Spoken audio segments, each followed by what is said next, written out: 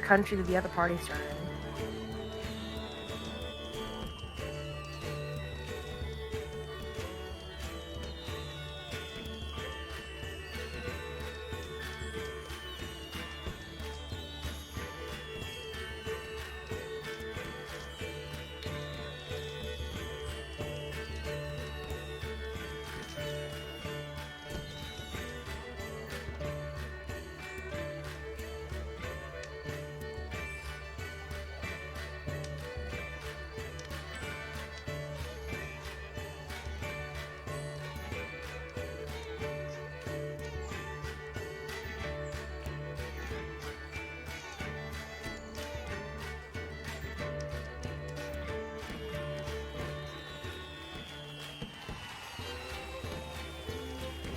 Over. And we technically are on the internet. Hello, everyone. Say hi, Hello. everyone. Hi. Hi. Hello. Wonderful. Hello. Yes, thank you. Thank you. My name is... Oh. My name is Zinner's Hill, that was in Aspire, and I am DMing the second group. Eventually they will have an adventuring party name. And this is session 1 of the stream. So... in the next 5 minutes, we're gonna just do a quick person introduction and then character introduction, and we're on our way. Adrian, who are you playing today? And if you could give us a few words about yourself as well, that would be appreciated. Hey, my name is Adrian. I'm a guy. I go by he, him, they, them. The goat. I'm playing a Satyr fighter named Caverne Yarho, or Victor. He is a one-armed, one prosthetic guy who uses a heavy crossbow.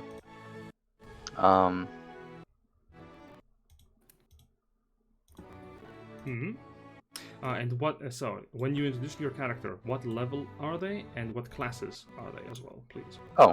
Okay. Thank you. He is a level 3 fighter. Oh, okay. Wonderful. Next up down the line, Aries. Who are you playing today? Hi, I'm Aries, she, her, and I play Ruler. She is a 3rd level Demonologist wizard. She looks like a tiefling, so far. And I summon Demon Boys. And that's about it. Excellent. Moving down the line, Curran, who are you playing today, and who are you? Speak to me. My name's Curran. Today I am playing Etch, a Warforged fighter of the Rune Knight subclass. He woke up in a laboratory one day and has since been wandering, seeking purpose and understanding of the world around him, and perhaps even the person who made him. Well, actually, them. He goes, I'm he, him, Etch is they, them. So, Etch does not have gender, for they are a robot. Very well. Moving down the corporate ladder, Malachi. Who are you playing today? Hi, my name is Malachi. I've been sober for 2 weeks. No,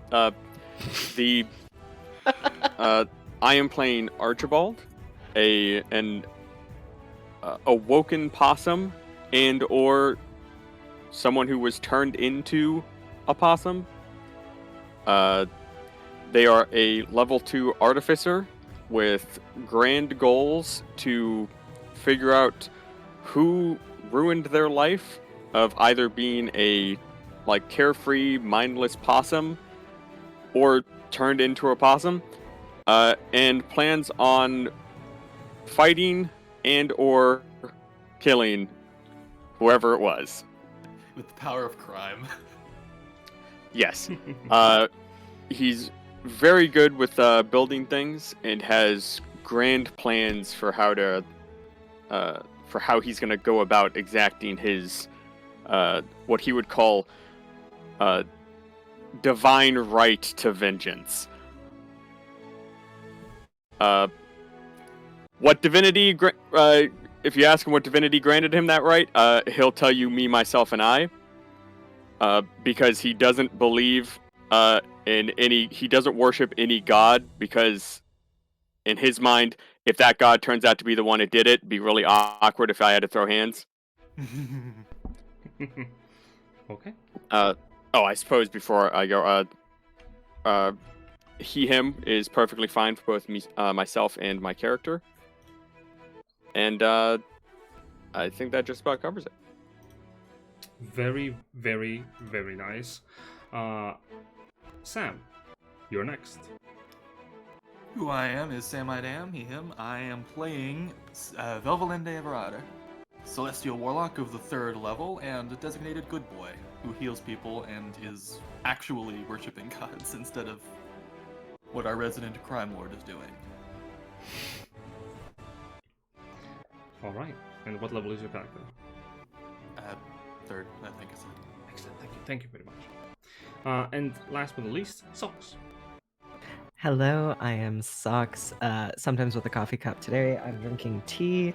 I go by any and all pronouns as long as you shuffle them up, and I am playing Helius. You can call him Lee. He uses he, him pronouns. He's a cowboy, Firbolg. And he doesn't know what he does, he just kind of does stuff, and it works. But for us, he is a level 2 Divine Soul Sorcerer. Wondrous. Did you say a cowboy kobold? A cowboy Firbolg. Firbolg. Okay, I was about to say, both of those are equally as good. Very well. To set the scene, considering that we have one person here who was not present in our off-stream first session, totally planned, definitely no technical problems, who wants to do a very quick recap. Whoever does so will be awarded a point of inspiration. Oh, I already recapped for Socks, don't worry. But not for the audience, I haven't yet. No worries. If you want to, you can go for it. That I will reward the group a point of inspiration. Yeah, I like to. Basically start off with, let's just say Victor gets robbed by some Kenku, sadly. And it starts a chase scene where everyone of the party starts trying to stop the Kenku, and we all join in together as my character teleports the Kenku back into arm's reach of the rest of the party. And with a smoke bomb thrown by another Kenku on top of a building, they escape into the sewers. And we follow them down there. Well, one of them was on the roof we couldn't see anymore, and one was in the sewers. We learned that the Kenku's name after apprehension is apprehending is named Feathers, and he's become our pseudo friend now? Question mark. But basically, he's told us about this man named Carl, the one who has been trying to have them grab shinies, him and his brothers and sisters, and basically.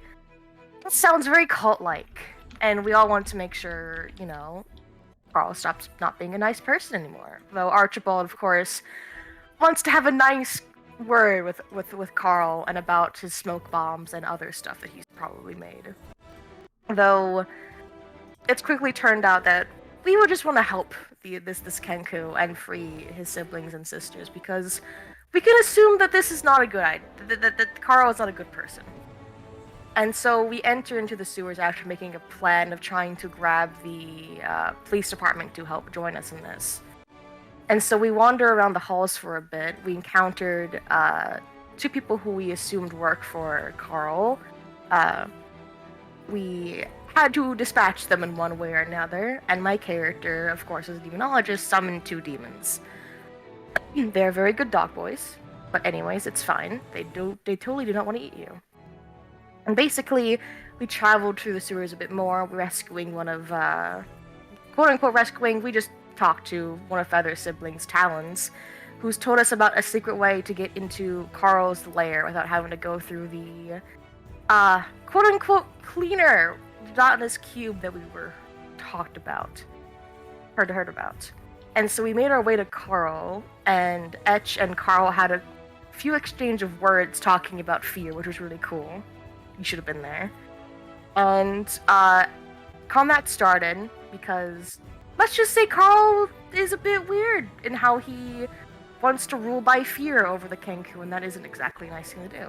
And so Etch restrains him as a runic knight would, with binding fire chains, and we beat him up. Though it gets a bit dicey when he casts Shatter on all of us, but a return Shatter and Spax from Etch and a gun, of course, and other spells were cast, and Carl died in a very interesting way. In the last round of combat, we could not hit him, but we got the exact roll of HP needed for the burning of the chains, which ended a very interesting death. And the investigator, who is a bear with a top hat or something, has ascended from the stairs, and that's where we start off. If his name is Freddy, I swear. Oh god, I hope not. It's better. It's Winnie. Is it Winnie? Oh, just Does he own way a better. does he own a small restaurant with with entertainment?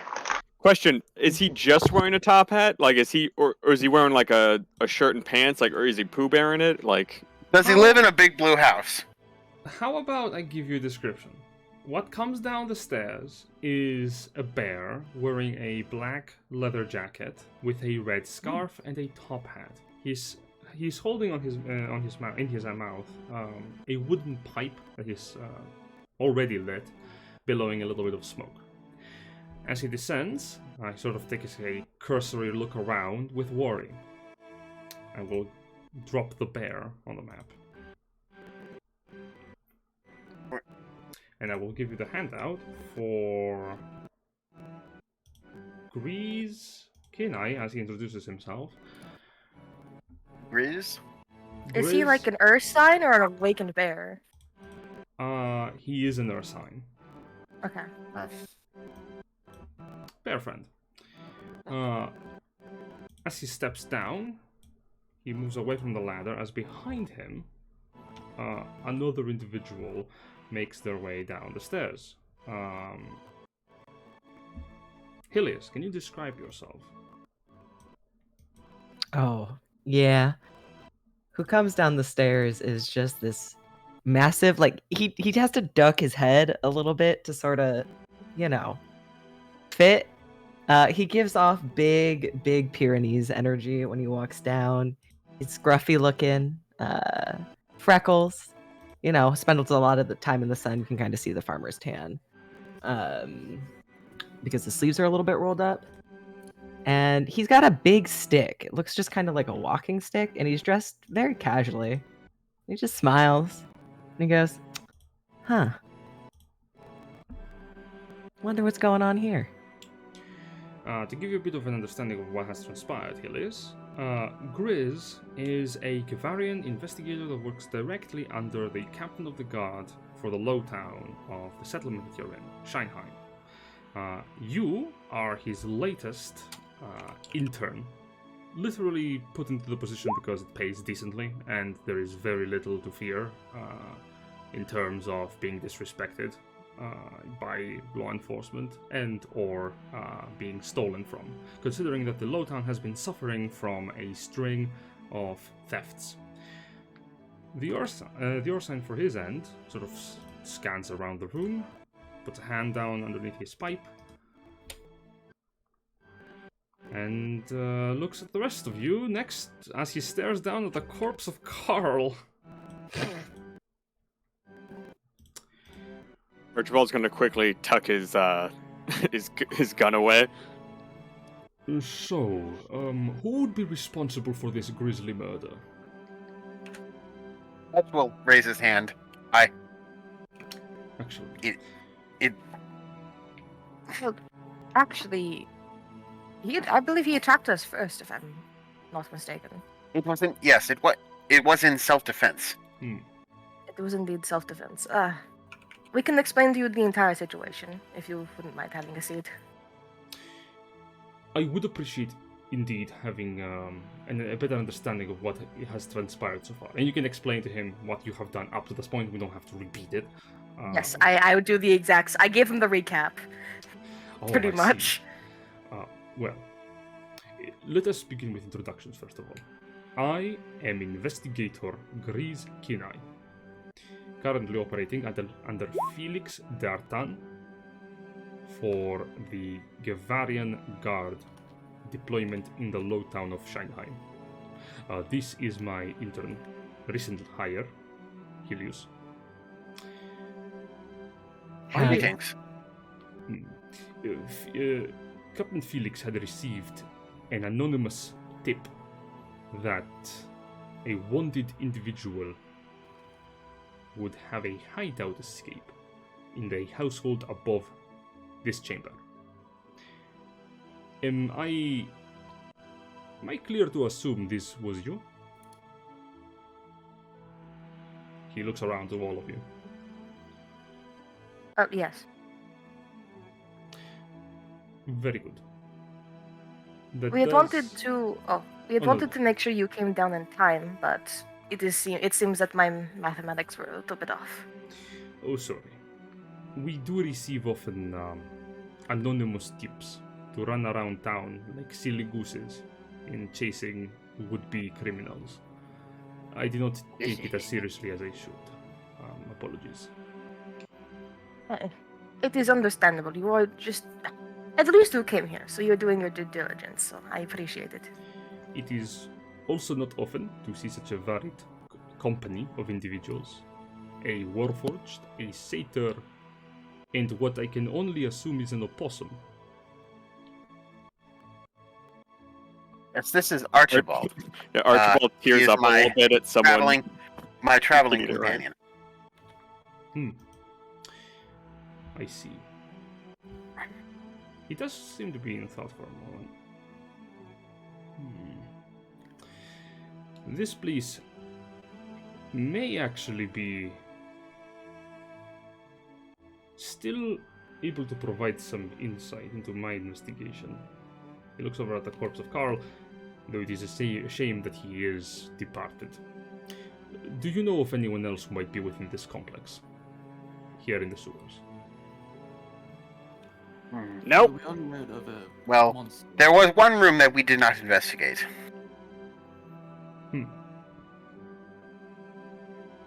But we suspected, may be trapped. I will mage hand the pseudo dragon and I'll present it to Grizz. He looks very worried as the dragon is presented to him. This is what Karo had with him. It is, I assume, familiar in one way or another. And he spoke about dragons before he died. We can all attest to that in the room here. We have the same Yes, thing. he did. He did mention dragons. That is. Can I? Oh yes, Helios. Can I hold him? He's just a little guy. He's probably scared. Well, pseudo dragon's dead. Oh shit. Well, Like he's dead. He damn. got shattered. You can like attempt like you can like gesture to like Archibald if you want to hold a little but like yeah that pseudo dragon is dead. Well, He is no more. He has ceased to be. This is an ex pseudo dragon. Yeah, It's like that kinda wasn't even it wasn't even like we like slowly whittled him down and he finally perished. It was like no, he got obliterated in a single blow. well, if he might not be a familiar then if you still have the corpse. Familiars tend to just kind of poof It was in my still attached- recollection. He was still attached in one way or another. That If he is not a familiar, this is actually a bit more concerning, would you not say? That is indeed a very important point on both ends. He points towards Helius, Ruler, and Velvilende, Grace that is. If you had seen this acting as a familiar, but it is not tied to a magical interdimensional space as such as to protect itself, then this means that this was an agent of someone else. But as we can see, no magic to tie this creature into a safe pocket. This means that someone had access to a pseudo-dragon, which is illegal within the Empire of Gevaria. to household dragons of any kind. This is very troubling. This also space is not good for discussions. It is filthy, and the acoustics here are very bad. My poor ears. How about this?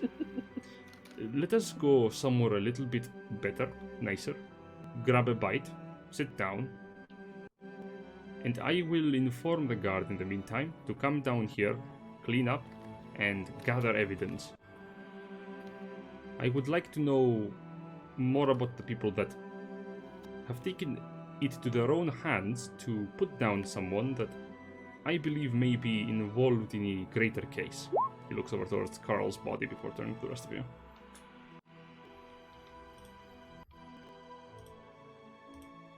Does it sound like he's trying to investigate us to see if we're just the ones acting the wrong here, just to make sure? He's trying to, make sure we didn't do anything bad, I suppose. I'll make an insight check if you want to read his demeanor or what he's attempting to do. No, from what he said, it sounded like he was going to ask us questions to see if I'm just trying to make sure I heard what he was putting down. Oh yeah. He wants to know more about you. You would know Technically, that we killed someone. Yeah, technically I you Thought he did. was a cultist. I'm just making sure. I'm just making sure. Yeah. He wants to know more about the people he's talking with right now, and considering none of you are objecting directly, he does seem pretty pleased. Archibald will make his way over to Investigator Grizz, and without even stopping, missing a beat or stopping, will just crawl up onto his arm and just be like, "Oh, so you want to get to know each other better, huh?" God. Oh. Oh wow! Pure You worked charisma out? check, baby. As a fellow Can I help with that? Can I? Can I help? Listen, I'm a charisma caster. How did Guidance. I Okay, have guidance. So, Give a little scritch. Give you Uh, guidance. so yeah, I'm not proficient in anything like that, but I believe I can just click charisma, right? Yes, correct. Mhm. And add a d4 to the roll.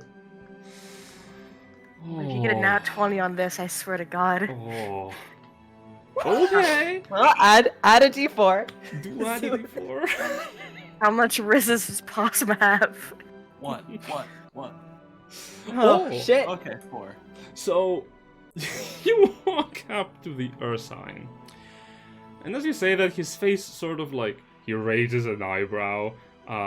As the magic of the guidance sort of takes place, somehow, by divine intervention, it would appear that Grizz does not take your words to be anything bad, nor anything good. Sort of takes it and goes, okay, that is something to unpack as well.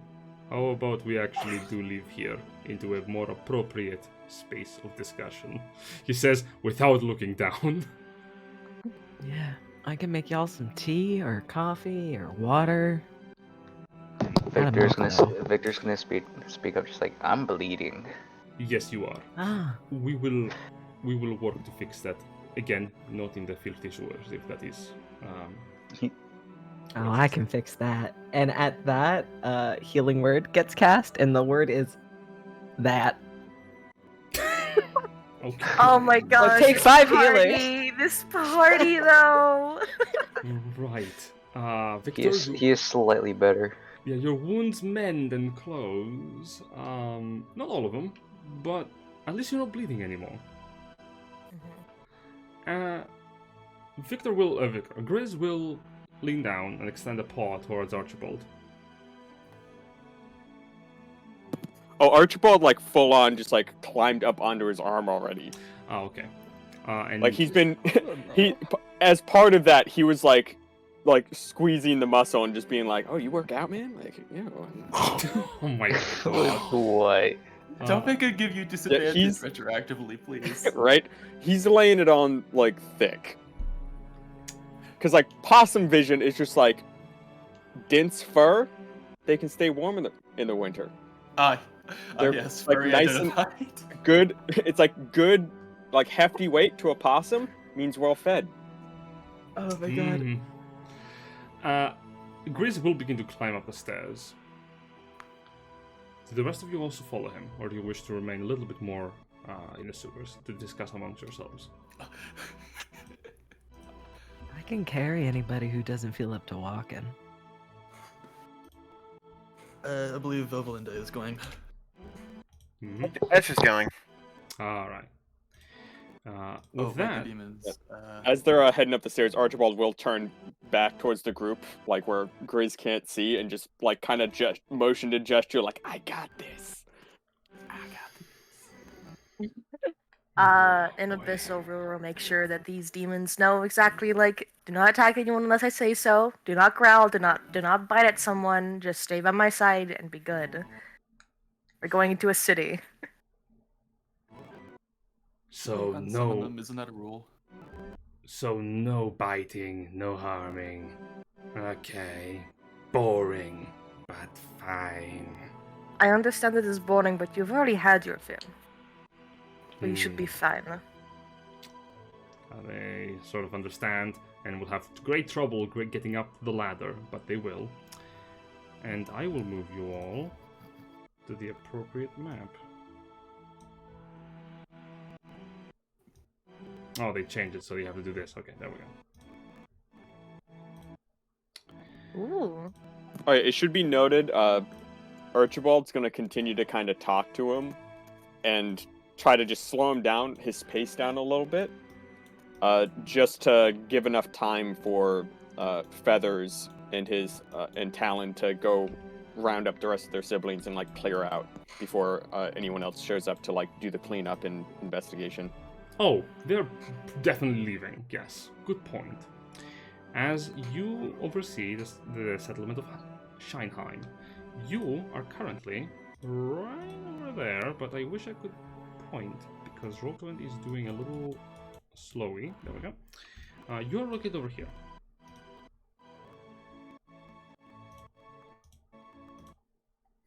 As you sort of like climb up, Grizz remarks, I know of a very decent restaurant by the lakeside. We should head towards there. And once we sit down, I would like to know more about the people that have taken the law into their own hands. I believe none of you are actually members of law enforcement, yes? I do not know. Silently shakes his head back and forth. I do not know. Very well. Again, you do not have to worry too much. Specifically because I think I have a proposition that you might be interested in. Do you? Yes. Quite so. As you make your way to the restaurant, it's a decent walk, about 10 to 15 minutes of sort of jaunting around town. The restaurant itself is a very classy, simple establishment, traditional in its design. Brick, rooftop, and wood make up for the entirety of the structure. It's homey. Within, a genasi sort of like handles cooking while a triton moves around. The triton resembling like a shark, monstrous individual that takes care of orders. As you sit down in a large table, the Ursine in front of you clears his throat. So, as you may have already understood, this is a very important matter to the safety of this settlement, what you have stumbled yourselves into. Considering that you have undertaken vigilante justice to take down a criminal, that is considered a very positive thing in my book.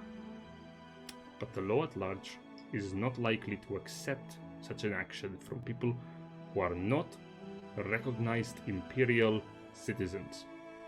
So before we proceed further, it is important to know, are you actually members of the Gavarian Empire? No, although I have worked with them. He's gonna raise his hand. Jin, what's the name of the small like conclave of animals that I came from, or did they even have a bother with the name? Well, considering that most of them were literally just animals, you tell me, what are they called in their own circle? Canonize it. Oh, damn, that's a tough one. Anybody in the group got any ideas for a group of like partial, like some of them are like awoken, like intelligent, like sentient animals, and the other are just regular animals? You Living call in it the woods outside of town? You call it the Awesome, Bucky. Emerald Grove. The critter courageous. Awesome. Actually, the Emerald Grove sounds good, but I'm gonna change it to Jade to fix like the Jade Grove. I think That's good. works better Sounds just nice. because they gave me a weird jade like orb. It's always Jade. Orb. It's Orb. always shade. So yeah, I'd say they'd call themselves like the Jade Grove. Okay. Quiz nods, looks to the others. Rune and I are recent arrivals here. Hmm. I'm from the Empire of Mediana. Hmm. That's how you pronounce it, Jen. Yes. I see. That is not the best for your position as it stands. You see, the Emperor of Gavaria has a negative outlook towards outsiders, especially individuals who are not participants of Gavaria, but instead have citizenship in a different nation.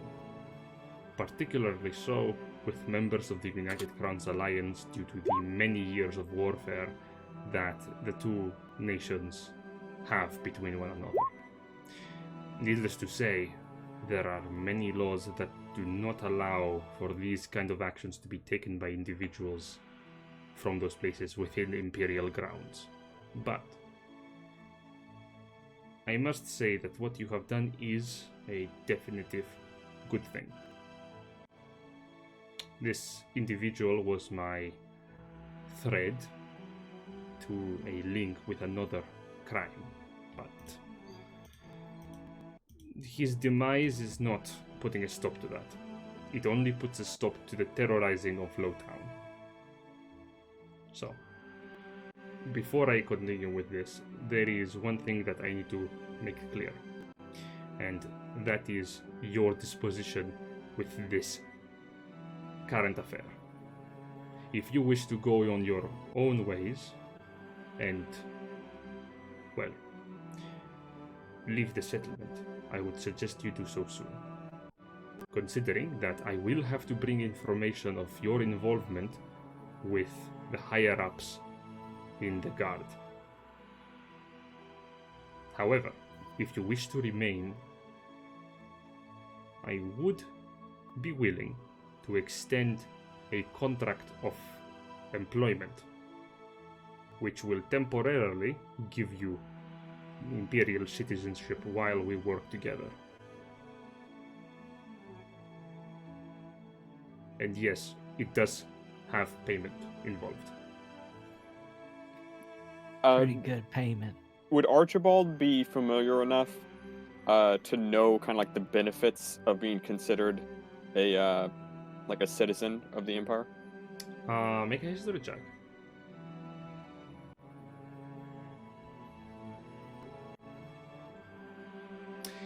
Excellent. Rolling fire today. Whoa. It will grant you access to the good, delicious food in the bakeries around town. It must. Like, I get paid, and I get and I get confections.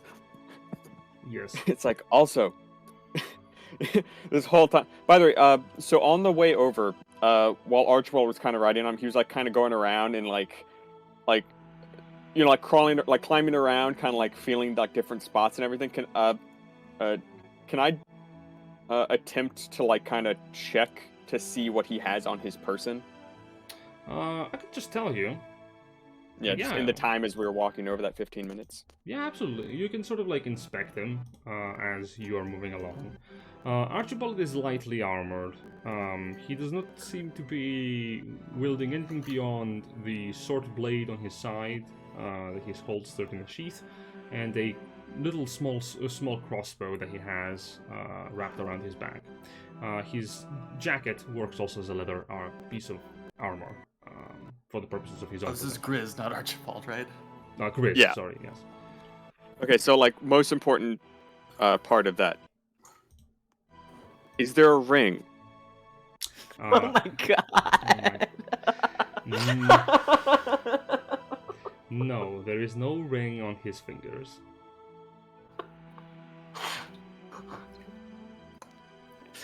Okay, jokes aside, yeah. Thank you. I was just trying to get some like information to make sure that this wasn't also just like someone who was like carrying around like weird, dangerous. Weird dangerous, as in rings. Right. No, that was for the that was for the joke. Yeah, that was for the joke and Archibald's personal reasons. Nothing more dangerous than a wedding ring. Single. But because Archibald's very wary of anyone involved with the law, considering like a lot of the stuff that he has done, has on his person, and is planning on doing, might not sit well with authorities. So he's very cautious about like making sure to like scope out anyone who like says that they're related to the law, so to speak. But he does note the fact that he was totally chill with the vigilante justice, and he's just like, oh, Grizz kind of a rule breaker. Oh, Lord. If there are any... He's got that Grizz Riz. Oh my lord. Yes. He sort of looks at the rest of you and says, if you are interested, the benefits of employment as assistance in my investigation will involve a steady payment of 5 gold a day. You will be provided, if you do not have already secured space within one of the inns. We have 2 in Lowtown, in addition to your imperial temporary citizenship. In addition, if you have any ongoing cases with the law, they will be put aside until the investigation is concluded. So if you have troubles with anyone in the guard, those troubles will have to wait until the investigation has concluded.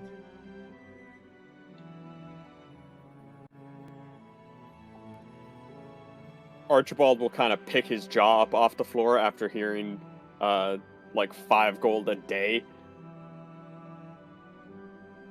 and just be like, duly noted. And be like, he's gonna turn to Grizz, like, well, basically let's just like kind of like say to him as he's kind of just sat on his shoulder and be like, is it okay if I discuss this with my colleagues privately? Absolutely. In the meantime, do enjoy a good meal here, or order if you have not already. And he's going to, like, step back with his chair, stand up, and walk a bit further away from the group. While you're having this discussion in this restaurant, of course, you will gain the benefits of a short rest, just to let you know. Nice.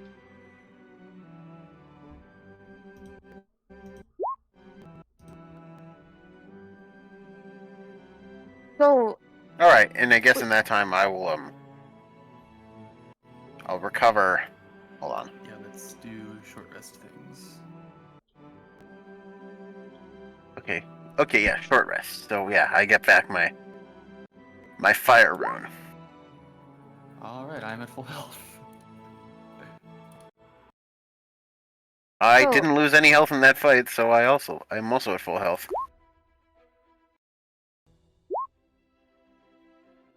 We are calling each other colleagues, and we don't even know each other's names. She And like I can't- said, rolling fire today.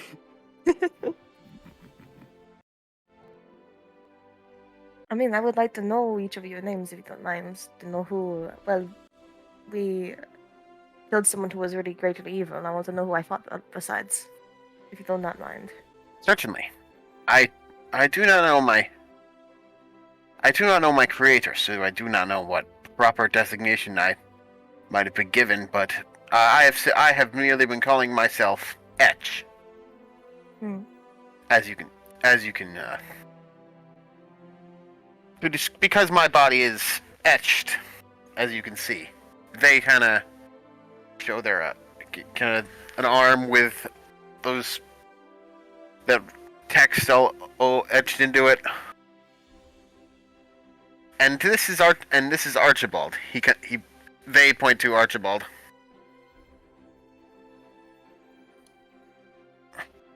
Archibald will just kind of look up from where he's looking at the menu and be like, just throw a hand up. I'm a ruler. It is a pleasure to meet you all. I am traveling with Vel, but I'm not going to lie, your name is like one of the very few things that I cannot get it right. It's very long. It's not the first time I've been told. I am Velvilende. Vel is fine. Vel's been calling me it all the time. I myself was raised in the UAC, but Lula taught me about how I probably shouldn't stay there.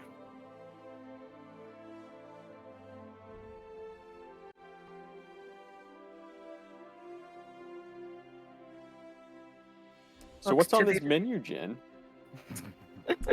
I look to the two other people who have not introduced themselves. Yes. You should probably deal with that first. Right?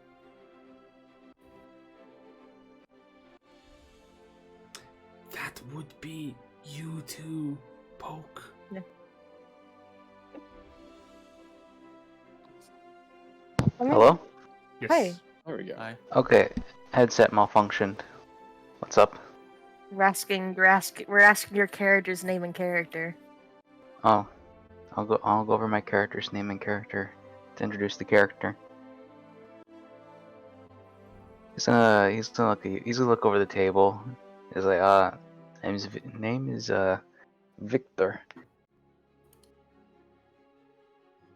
Well, that's the common translation, more specifically. He's gonna say this while seeing if he can get himself some food. Mm-hmm.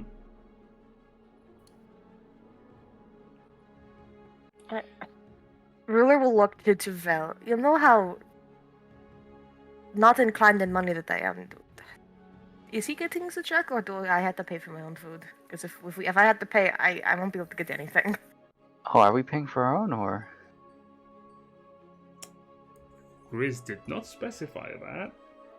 I am going to abstain It's from eating fine. right now. I got y'all covered. Don't worry about it. Okay, generous. Do they still smell Archibald is cakes? already devouring the breadsticks that have been brought out. Ruler feels really bad about that and just kind of munches on a breadstick here or there, but is not sure if she wants to get any food yet. In generous, yes. I'm sorry, but I do not require food. Sorry. I mean, do you need oil? I can get you cooking oil, but I don't. You got some metal bit. Eat. I don't eat. Oh. Can you? I do not know. Doesn't I've hurt to never try. tried. That was a perfect time. Vel chuckles to himself. Etch will grab a breadstick and kind of push it against their face. You're doing this, or are you not, Helius? You're not, Etch You will don't put the have a mouth. breadstick back in the basket.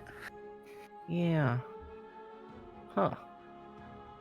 They do. They got like cakes and stuff here. They got a bunch of stuff. Soup's good. Salad's good. Other Just stuff's as- good too. Just as you say that, you look over to Victor. He just has like, he already has like a small-sized cake. It's already like a quarter finished. Mm-hmm. Archibald's gonna lean over kind of close to Helius and be like, what's the inspector's favorite? They got any salmon here? Oh my god. I'm gonna roll an intelligence check to see if I even remember anything that the inspector likes. Crit failed. Now, Wow. Hmm. 16 to a 15. You would know the inspector is a big fan of fish, but he has a secret sweet tooth for honey. Honey Oh, snacks. don't. You cannot tell him that I told you this. But he is a sucker for these like little honeycomb cake things that they make here. Oh, goes crazy over them. But you can't tell anybody. He always orders them in secret. And fish is good. Should have like a steamed thing. They do fried fish sometimes. they do honey glazes. Most things, yeah. Especially the ham. Can I get a order of fish with a honey glaze and a side of those honey cakes? Sure. And Helios is taking this order and takes it back to the kitchen because he doesn't work here, but they just he just keeps doing this. They don't pay him. He just does this. This is just what he does. The Triton from So- the other side goes like, you're just looking. Well, I guess that makes my It's job just easier. You can just always tell when Helios has been to an establishment because all the chairs are neatly pushed back in, the floor's been swept, Yeah. Garbage is taken out, dishes are washed. I want to say that Ruler would probably order some clam chowder or some soup of some kind, just something warm and nice. Mhm. You know what? Victor's gonna cut a slice and offer it to Ruler. Oh, I appreciate it, thank you. And she will really graciously take it and just start eating it. Mhm. For anyone who actually does eat a little bit of the food of the restaurant, you do gain 5 temporary hit points that you will maintain after finishing a long rest. Just good. Yay. Nice. Yeah, so I was gonna say, they'll probably order a salad as well as some smaller dish alongside of it, I don't know, a couple pieces of fish. Hmm. As you're sort of sitting around, your food is delivered to you. The quality of it is pretty decent, well cooked, fulfilling meal rather than extravagant or overly tasty. Meal that will get you back into the swing of things and ready to continue on with your workday more than anything else. Prepare you for the day ahead. As your characters are sort of gathered around the table, Grease sort of looks overhead and approaches for a moment to ask, "So, have you talked amongst yourselves regarding my proposition?" I think as we were waiting for our food, Archibald would have addressed the group after introductions and said that he does plan on taking the offer just because the benefits of being considered a citizen would be beneficial to what he's looking for, as well as just the pay. He will keep it on the down low that he's also kind of looking forward to that immunity to to the law for the duration. And kind of asks, so that's probably what I'm going to be doing. So, what are you all here for?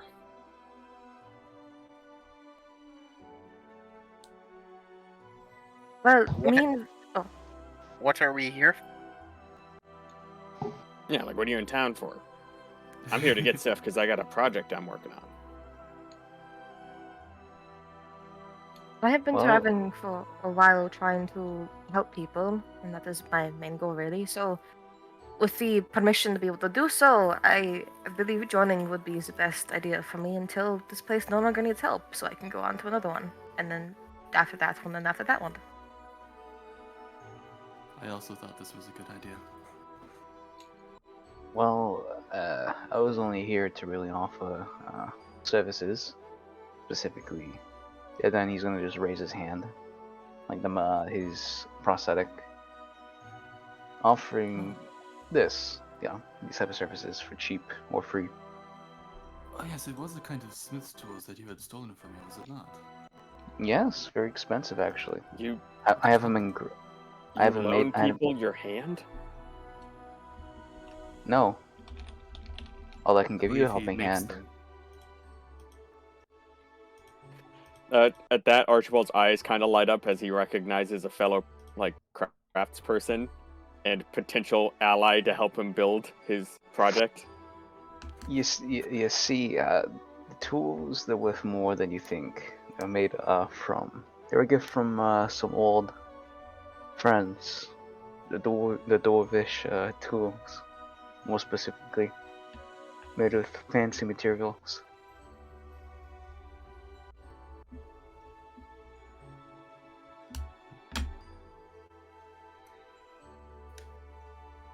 So how I- about you? And he's gonna look over towards like Etch, who, realizing now he's been traveling with this whole time but has barely spoken to.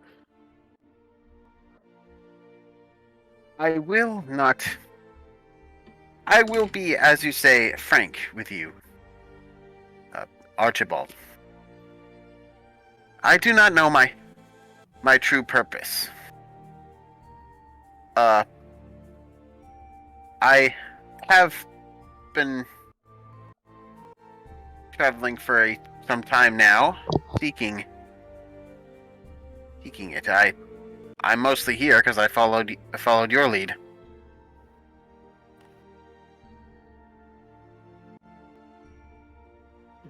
Archibald's gonna be like, huh. It's like, that's weird because I just kind of let you walk where you were going. It's like, I thought you had it's like, I thought you had something you needed.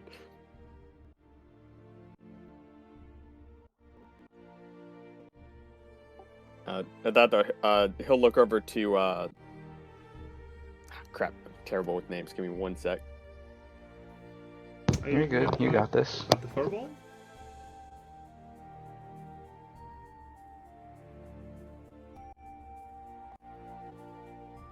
Yeah, I'm remembering all the names fine, but my roll 20 is being weird. It's only showing me 4 other people in here, so I don't see Eugen or Victor. Weird. Because I am here. Yeah, you have to be. Otherwise, you wouldn't be able to. Nah. I feel like, oh wait, yeah, yeah, I felt like we were missing a person, like somebody hadn't said why they were here yet, and it's I want to say it was Helius.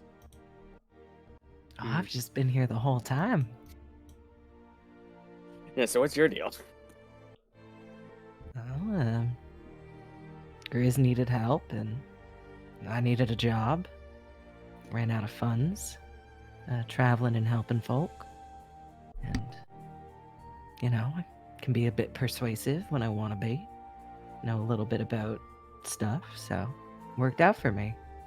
Get to send some money back home. My folks got 3 new cows, so that's why I'm here. Wow, 3 cows in this Anybody else heard of economy? Submarine ping? Yeah, I heard it, a but little I thing. felt better to comment on that. That's fine. But yeah, so I guess if everybody's kind of like decided on what they want to do, I'd say this is like a good time to gesture for like Grizz to rejoin us now that we've sort of like sorted it out. So Archibald will kind of like get Grizz's attention and just kind of like vigorously pat the seat like on this. I'm guessing that this is a booth type situation.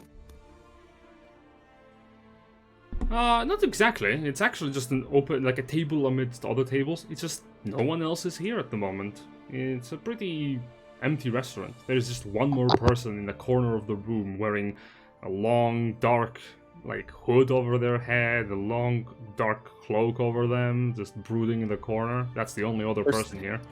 What's You're here? not getting away with that, GM. Perception check. Okay, sure thing. Yeah. Go for it. Have a guidance. That's so sus. Now is not the time for a side quest. Has the waiter been over to talk to him yet? He. Oh, wow. Yeah, Archibald starts to see the guy sitting in the corner, and it's just like, nah, I got a bear to get. And it just kind of turns his attention back to Oh my god. to like try to get Grizz to sit down in the seat like right in front of like the honey glazed salmon and like honey cakes. Wait, DM, I forgot to ask you something. Yes, of course. Why do you sound like that?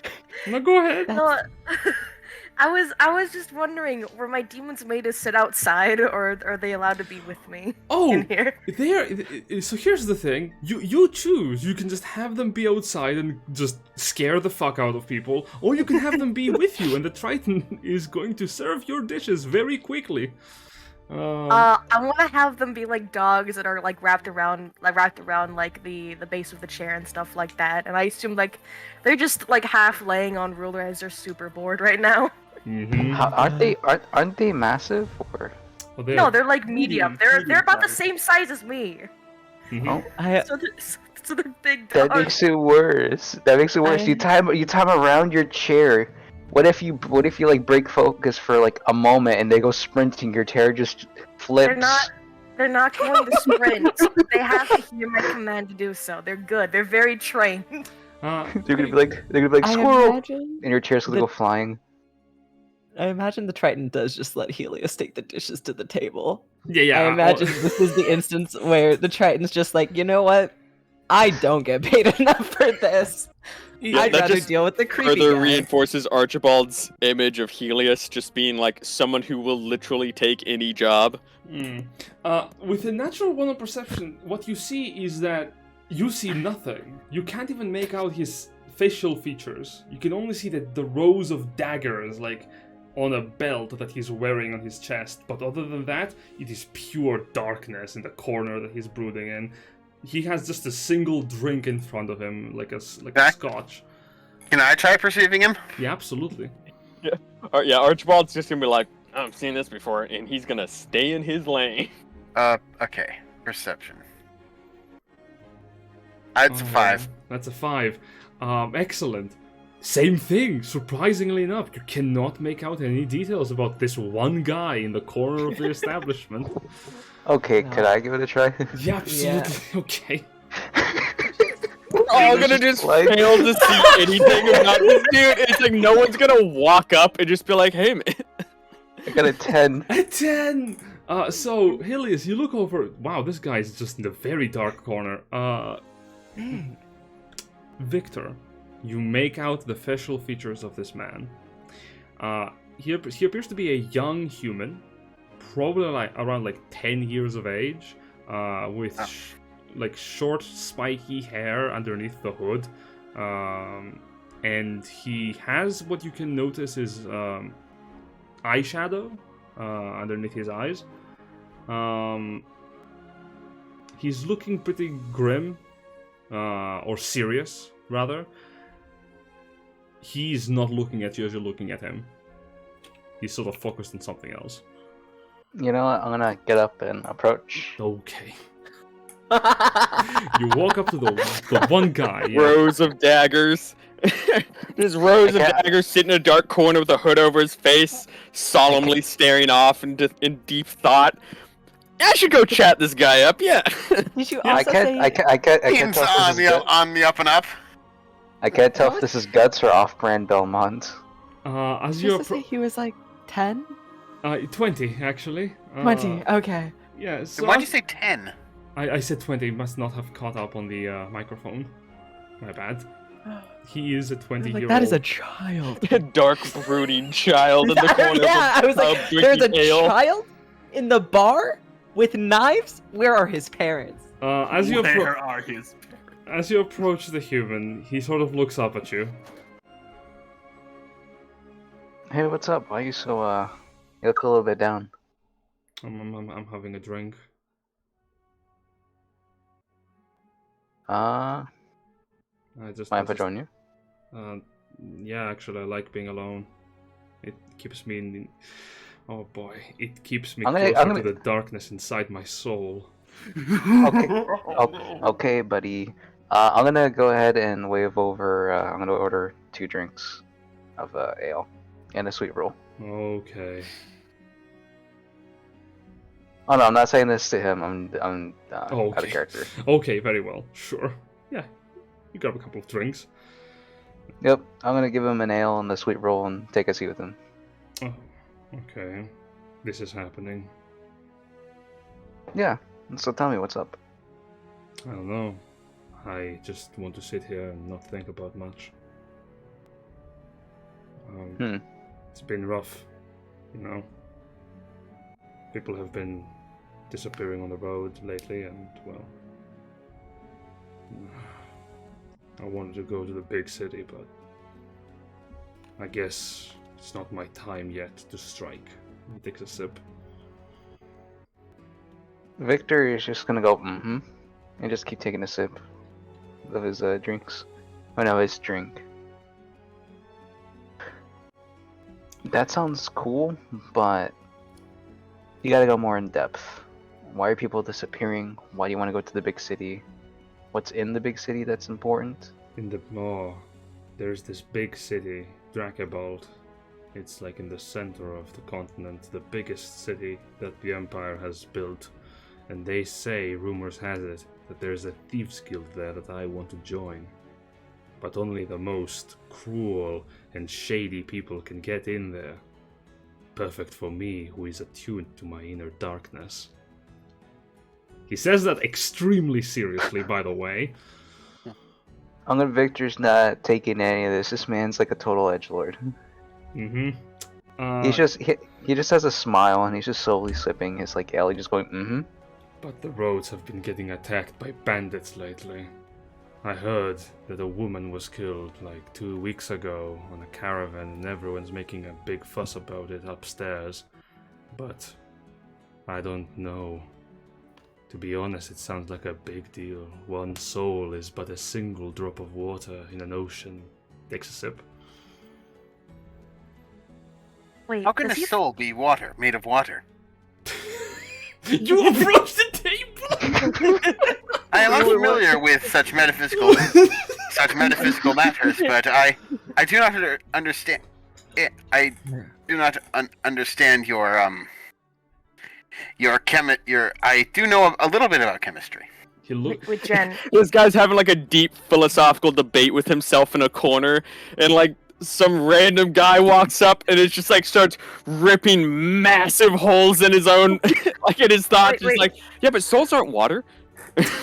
Jen, you know what? If A moment. Sorry, go ahead. A moment. It's just a result of a Etch being very literal. Ruler? Jen, I need to ask you a meta question. It's not gonna matter, but I need to know. How cool does he think Ruler is with having 2 demon dogs with her? Extremely, and the best way that he's displaying it is by respectfully thinking about how cool he would be if he had demons around him. Oh god. Oh that's my good. god, I can't believe So y'all are gonna take the job, right? We're not losing Possibly. folks. You know what? Generous if possible. Since Etch is approaching, I want to motion the rest of the party just to slowly come over one by one. As he looks up towards Etch, he goes, "Ah, a Warforged. They say that you do not have souls. Is that true?" I do not know. Oh, that emptiness inside you. We share that. Jesus Christ, kid. I am not. My body is not empty. I believe there is a. The inside is quite solid. That there is a series of arcane mechanisms that powers that allows me to move. That is honestly not something I'm interested in. But there's a lot of people here now, and he puts the hood slightly more over his head. So that it hides. Archibald following the group's gonna be like, damn, dude. Fucking. You gotta chill out a bit before you cut somebody with all that edge. I'm gonna be honest. I can imagine every time I can imagine he's glaring down at his cup, but every time he looks upward, another person appears. So it's just me talking to him. He looks up, and then there's Etch, and then he looks up again, and it's just. There's I apologize, but you get what I mean. Helius, and there's Archibald, and at this point he just looks at the cup and puts it down. He looks over to the party slowly approaching. Ruler is staying right where she is, which we might have more respect for. Even that more she's respect. minding her business, just sipping her soup casually. He sort of looks around and says, "Look, all I've heard regarding what's happening on the roads is that there is bandits about, and they are killing people, okay? And the guards are doing not much about it. They're just keeping the town safe. But Well, hey, that's these fine. guys can do something about it. Mm-hmm. Archibald's gonna. Whoa. Hold up. I would take care of them on my own, but I just don't feel like it." Takes a bite of the cinnamon. I don't. You know what? I want to roll insight against that. I want to roll insight against that phrase. Sure I thing. kind of do too. I go for it. Wait, can I get helping action? I'm not Oh. proficient. I have a +0 to this, otherwise I would have. Okay. Oh my lord. I got a 9. 9, yes, and a 19. So, Victor, looking at him, this guy must be a fucking badass. Like, he said that so seriously. He actually might have the skills. 19 with an insight on Helius. Looking at him, this guy's not only just a little bit young for his role, you can tell a couple of things about him. He's hiding a lot of his body. He's wearing gloves over his hands. No part of his actual body is visible beyond his face. But you do notice where his face is visible, where the neck is barely seen for a few brief moments, you do notice some red coloration underneath his jawline. That you can understand is like the remnants of a scar that he is hiding really well with his cloak. What you can also tell is that this person in front of you is definitely undergoing some form of phase that they're probably gonna get in trouble for. You can also tell everything he has is brand new. Like, brand new cloak, daggers, clothing, everything is store-bought, like, the day before. This guy has not seen combat at all. Hey, kiddo, it's okay to be scared. Like, one person going up against bandits, you never want to do that. Easy to get outnumbered. You got so many knives, it'll be hard to figure out which one you're supposed to grab. Like, I get it. Maybe you should like start with like the town board. They have jobs that like pay that aren't too tough. Breaking that equipment.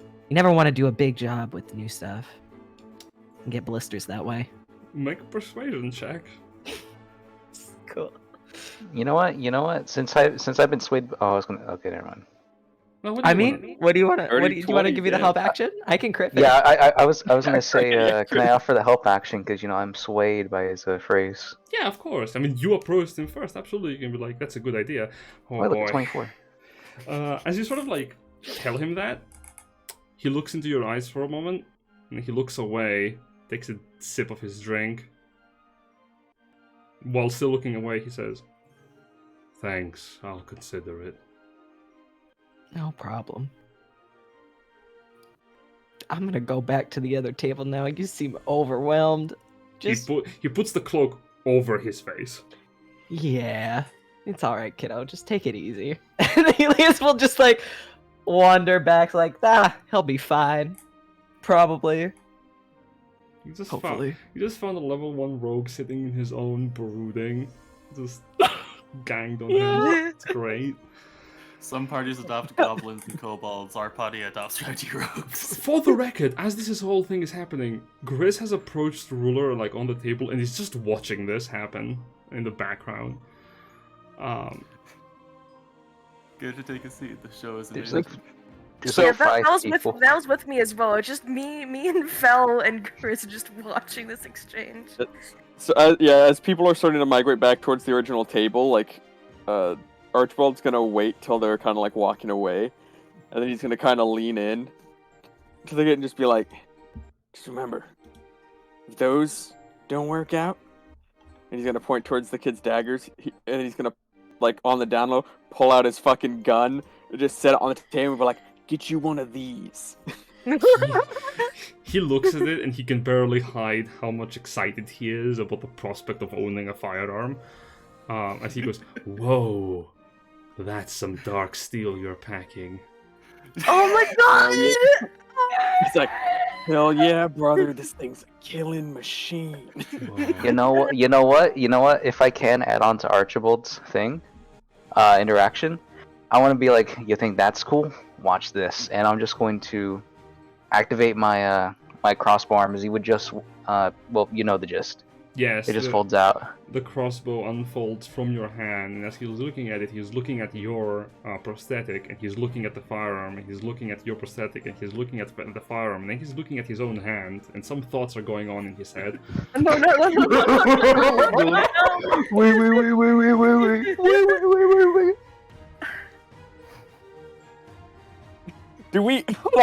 Wait. Does Archibald clock what's going on in this kid's head right now? Oh, you can put two and two together, yeah. Archibald, yeah, he's gonna be like, whoa, I know what you're thinking here. It's like, love the enthusiasm. Trust me. And he points towards the prosthetic arm. It's like, that's good when the bad thing already happened. Mm-hmm. Like, trust me. It's like, you don't want to. It's like losing the dexterity of your own hands. Not a good trade-off. Okay. He looks visibly disappointed. It's like, I know, it's coolish, but you know what's way cooler? And he stows his pistol away, and then takes both of his hands and kind of does like a jazz hands kind of gesture, and then just flips the bird with both hands. It's like being able to do this, and he just kind of like backs away, and he's like, "Don't cut off your hand." And he just makes his way backwards, like flipping the bird with both hands. I just imagine And it like almost slips off the tabletop there where he was standing before like climbing down like roughly, and then just like backpedaling towards the other table. Oh my god. I want to say that, well, I want to say during this entire time, Roy's been like, yeah, pretty much I believe that everyone is in a consensus that they want to join, but, while she's saying that, her tattooed snakes come down her arm to her fingertips, and I'm gonna just casually mage hand some meat to my two dogs, well, during this entire conversation. So the snakes are just moving around in circles and spinning around her arms pretty much as she talks. Mm-hmm. So, I believe that everyone here wants to join, and I hope that will be alright with you, but I'm pretty sure we're on the consensus, right, Archibald? Like, calling out the Archibald. As you're like backpedaling. Yeah, he'll put his hands down real quick, realizing Grizz is watching, like seeing it, and he's like, "Oh." It's like, "Yes, I'd love to work with you." It's like, investigator. It's like, I already ate my fill. I'm honestly stuffed. Could I interest you in some food? And he'll gesture towards a completely untouched honey glazed like salmon and like a plate full of honey cakes. Oh, if he rolls higher than a 2 on his insight check, he's gonna know. He raises an eyebrow, closes his eyes, opens them up. To be fair, this is a bear in front of you. As he sits down, he looks towards Archibald and goes, "I think we can come to an agreement." Archibald will kind of raise an eyebrow back and be like, "I'll bear that in mind." Boo!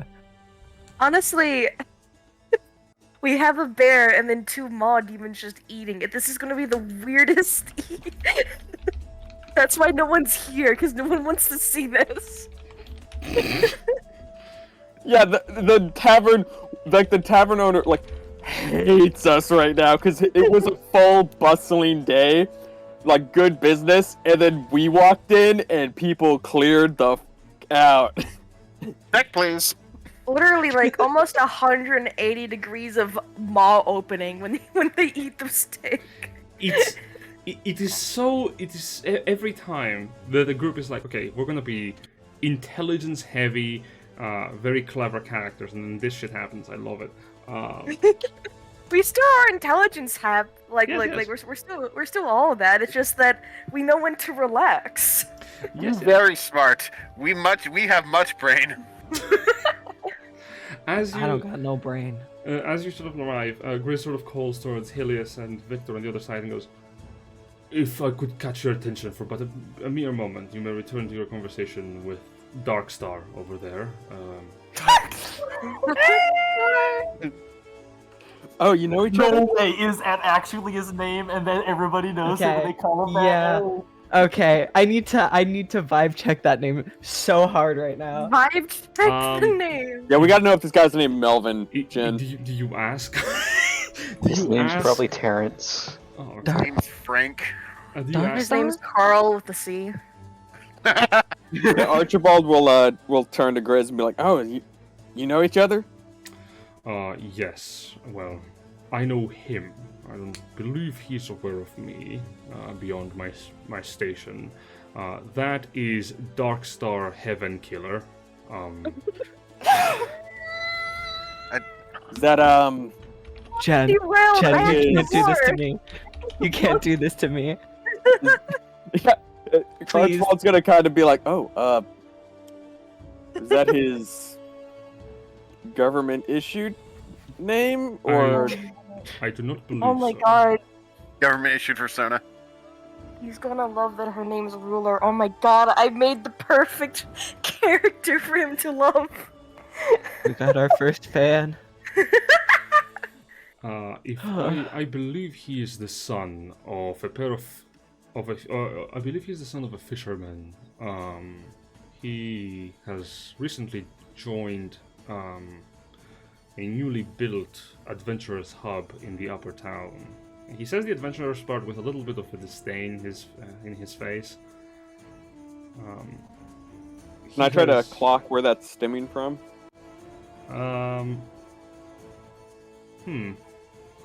Insight will Like tell to- you his disposition. You're not gonna be able to read his mind.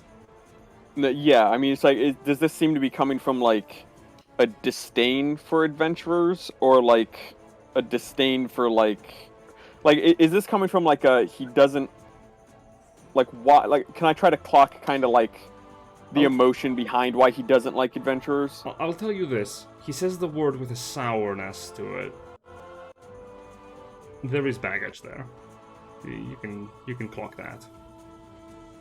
He has Alright. a personal baggage to it. As he says, he has aspirations to get into the big city and make a name for himself. He has requested to work with Felix D'Artan. However, the captain is in no position to accept new members in the guard, let alone give out requests to singular operatives. Beyond myself, of course. Speaking of which, that is a part of the subject that I wish to talk to you about if you are going to be agreeing with being hired by me.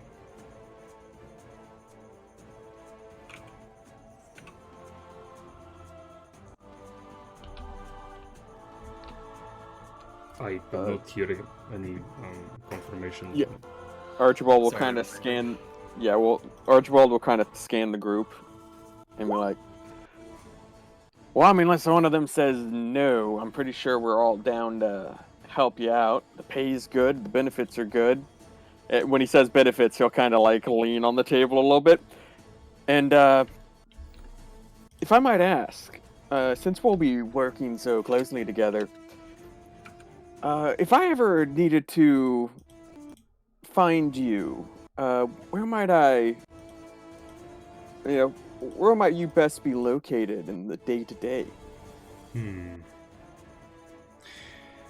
I do have my own office. It is located not too far from the Lowtown Barracks. If you wish to find me there, you will find me there. I expect all of you to be meeting me there come tomorrow to have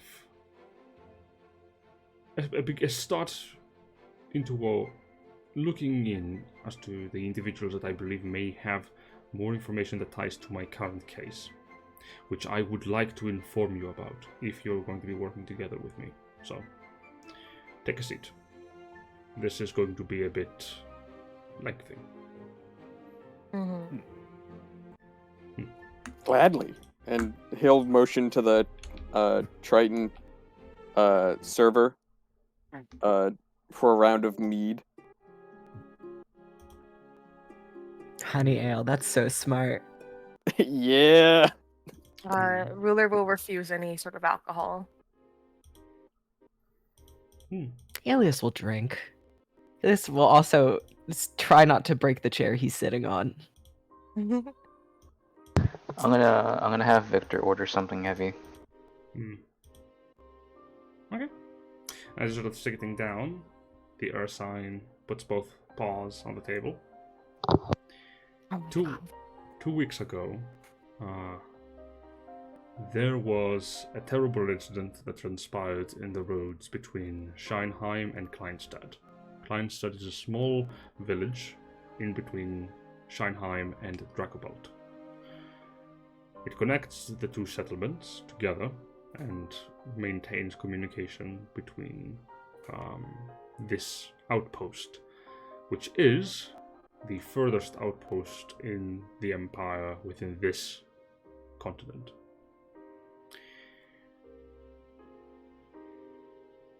A single cart caravan was making its way to the city, and unfortunately, it was attacked by brigands on the road. One of the individuals on that cart was Alexandra Derten, wife of the current captain of the Lowtown militia. She was found dead in the bushes near the cart. She was not killed by her wounds. She was, however, killed by an illness that she had contracted before leaving. The very reason she was leaving was due to this. As much as I may dislike it, I am tied to the case because I do know Felix Derten. He and I have known one another professionally for around 3 years now. Ever since I came into this settlement to work properly. Sorry, out of character. What was the name of the specific person who died? Alexandra. Alexandra Derten. And she's the wife of Felix, correct? Yes, correct. Or was? Was because she's dead as hell. Killed in the backstory, man. Right? Oh, Jen, we gotta put the fridge away. We can't keep doing this. Woof. And what was it that unusually kept her alive and then killed her? She had a sickness. She was ill. That sickness killed her while she was basically in the bushes nearby the incident. Grizz continues. But this is not an isolated incident. There have been 5 attacks on the main road within the past 3 months. The first few attacks begun 4 months ago. Unfortunately, every time I went to the scene of the crime, most of the information I would come upon would be the common thugs had decided to accost the travelers, and it would always end the same way. Kill everyone that they can, and pilfer anything valuable on the vehicle, including mounts and any mammals that they would be transported. We have lost livestock, and we have lost material goods, particularly ones that have not been guarded by Imperial guards. However, I believe that the death of Alexandra Derten is tied to the death of her children 3 years ago, when I first came into this settlement. Felix lost both his kids 3 years ago. Both of them were killed near the forest outside of Scheinheim, and both of them were sick before they died. Both of them were found dead in the forest, not killed by their wounds, but by the same sickness. I believe the two incidents are tied, despite the fact that there were no troubles on the roads 3 years back. I'm also... Do we have sorry to interrupt, but do we have any details on the sickness? Like, Of course. how did it kill him? How long did it take? How long did they have it? Where did they get it from? If we know any of that, that might help. The sickness works as akin to poison. It damages the body in such a way that the blood circulation thickens. It makes it difficult to breathe, and eventually you are unable to. A healthy body can fight against it, but, well, one that has been ridden with wounds is unable to withstand both the sickness and maintaining the body operational. Jen? Mhm. Can I use the study action with academic to see if I've heard anything similar to like this before? Like a creature that does this, or anything, pertaining to any knowledge that I would know about this? Absolutely. Alright, what check do I need to make? You can make either a nature or history check. Does it matter which? 'Cause both are the Uh, same. They will... If you want to do nature, I can attempt history. Sure, I can do nature. Guidance for ruler. Oh, okay. That's a 24. Very good. Okay. Do you have Oh, guidance? ignore the +3. Okay. You, ruler, would be aware that there is a variety of causes that can create this illness. However, none of them are native to this region. There's actually very few here that you could connect to an illness like this. There is a rare plant that may be growing in the forests around this place, considering that it is close to a lake. It's known as the drowned lily, and if crushed into powder, it can induce a similar illness to people, literally forcing their lungs to be unable to breathe in air, but instead be able to breathe in water, which is terrible for people who are not aware of it. Another case could be genuinely concocted poison, alchemically crafted to, poison someone. However, even then, you would require the regent. There is another incident that could align with this, and as strange as it may sound, both of you come to the realization that specific breeds of green dragon can produce special poison that can afflict an individual long term. However, just real quick, I think I might have misheard. The thing that stifles their breathing, but I thought I also heard it thickens their blood. that's what Yeah, it's a Grizz... coagulative toxin. Yeah, that's what Grizz believes was the case. I want to say that... What I want to say is, Archibald would know with a history check, there have been no sightings of dragons within this continent ever since the Gevaria has arrived here.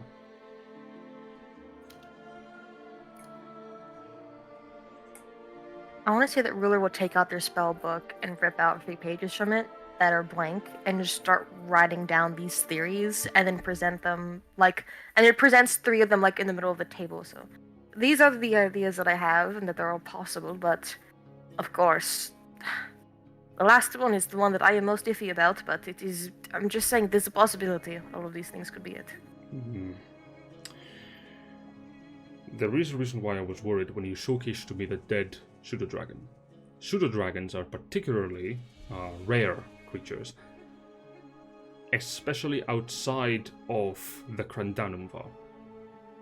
Some are kept within the Empire by particularly, he pauses for a good moment, interesting individuals who have opinions about draconic control within the Empire. However, I would be quite troubled if any such individuals were behind this. It is very possible we might be dealing with a draconic presence within these woods, or at the very least someone who is aware of draconic magics or can replicate perhaps their abilities. It is also, as you have noted down on your notes, that yes, someone found the lily and poisoned both the children and wife of the captain. What I am being perplexed by is why. Why go to this lengths to kill innocents? Considering that the wife of Felix Derten maintained a very simple position as manager of the warehouse within the Shine Market, and not much more. She was particularly simply keeping tabs on cargo. Mm. Would I have any knowledge of green dragons? Mhm. About their personality and stuff like that? That would be a history check. Alright, I'll do that with a study action, because I'm smart. Mm.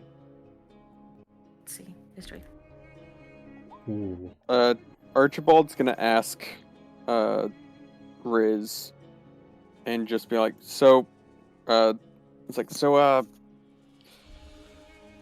this warehouse she was in charge of, what kind of stuff is stored there? Grizz sort of ponders for a moment before answering, and gives me a little bit of time to also inform you what you know about green dragons, Ruler. Green dragons are creatures that are primarily not ones that the people really get to meet or see very often. By nature, they tend to avoid civilization and cling to forest or woodland areas. However, in the history of the world, there have been keen examples of green dragons particularly having an affinity not for gathering material wealth, but gathering wealth in the forms of servitude.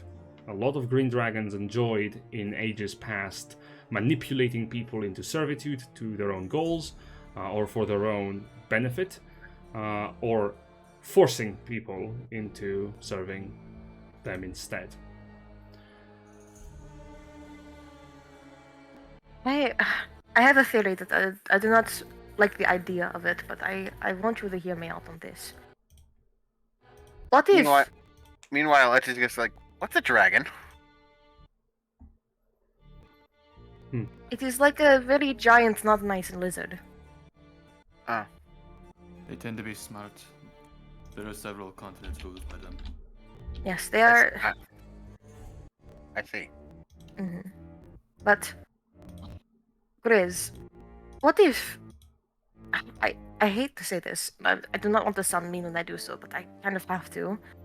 What if his wife and children were just collateral? What if in Adriana we are given an education, and dragons, of course, are in that education to understand them? And what if the green dragon's trying to manipulate Felix, and already has been? I have had some thoughts in the back of my mind regarding that possibility, yes. It could be. the moment I am lacking evidence that could showcase as to why that would be the case. As you may understand... Oh, yes, Velvilende. Well, Dragons or no, it is likely that the motivation behind these assassinations was Felix himself. He is holding of a more important position than either his wife or children. Indeed. The thing is, though, is that a dragon would not just kill aimlessly unless it was, of course, a different type. But this one does not care about that. This one cares about not material wealth, but having people serve them, having people subservient to them, and having someone of such power would give them exactly what they wanted. Yeah. Which Making is... a promise of, like, poisoning Felix's wife and kids, and then making a promise that, oh, I have a cure. Just gotta get them to me, and then, oh no, they died on the way. It's a bit... That's dumb, sorry. Oh, What is, not. like, what if Felix stepped out of line? What's this? And that's why they died. Has Felix done anything weird in these times that his wife and kids? Anything he did weird? Anything that he wouldn't usually do?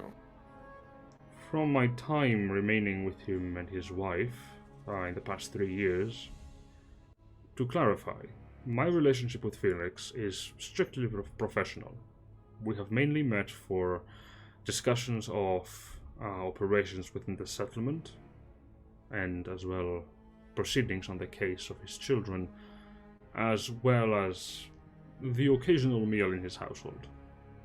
However, I do not hold any personal feelings that would become troublesome in the investigation towards both Felix and his, well, unfortunately deceased wife. However, if there is one thing I can say about the captain is that he is diligent. Rather, he is relentless. He might not be the best at his job, considering that his station is that of managing the lower town rather than the upper town, but he is driven. No matter what circumstances would befall him, he would always get up, and he would always return back to the field, even when his own personal health would be jeopardized significantly. In fact, during an excursion in the lake, a wild wyvern had attacked, and in a squadron of a mere 3 men, Felix de 10 had managed to not only keep casualties to a non-existent number, but damage dealt to his platoon was entirely self-inflicted, somehow managing to nearly drown himself while at the same time successfully managing to drown the wyvern. The man is creative, he is weird, and he is complicated, but he is able to produce results, which is why his current situation of being effectively out of commission due to the death of his wife was perplexing to me. He resumed his work in the office by command of the manager of the upper guard, Zaphon, who requested that he does not leave his position open lest he would be forced to replace him, and thus he is keeping his position despite his lack of action. He himself has delegated most of the tasks to other members of the guard and myself. In fact, he would probably be investigating this case himself if the circumstances were not this personal, I would believe. If you do not mind me asking, were the bodies found? And is there anyone else that he cares about besides his wife and children? The bodies both were recovered and were properly given burial rites after an autopsy was performed. He does not currently have anyone else in his life, however, that he would probably consider close. I have not seen him with any other individual beyond the people that are going in and out of his office. The only people that I think spends most of his time with would be myself and the captain of the Upper Town Guard. Man, so he was grieving all alone. Neo just realized I cannot be sure if this is any of this is even true, but I'm just wondering how does the dragon, if there is one, have a hold over him still? But my idea is that what if the dragon's threatening the city? What if he doesn't think he has any other choice besides everyone else dying if he resists again? He's already lost everything he cares about. The last thing he has is this city and his men. As you can see, this is one of the primary reasons why I myself have had trouble cracking this case for the past 3 years, ever since his own children died. The situation has escalated, but I believe it is still linked. You said these attacks were occurring, but on the roads between like 3 towns, correct? Indeed. If I may.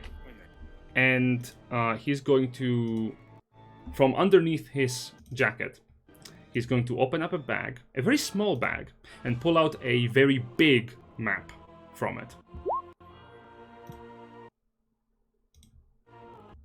A map that is bigger than the bag itself, actually.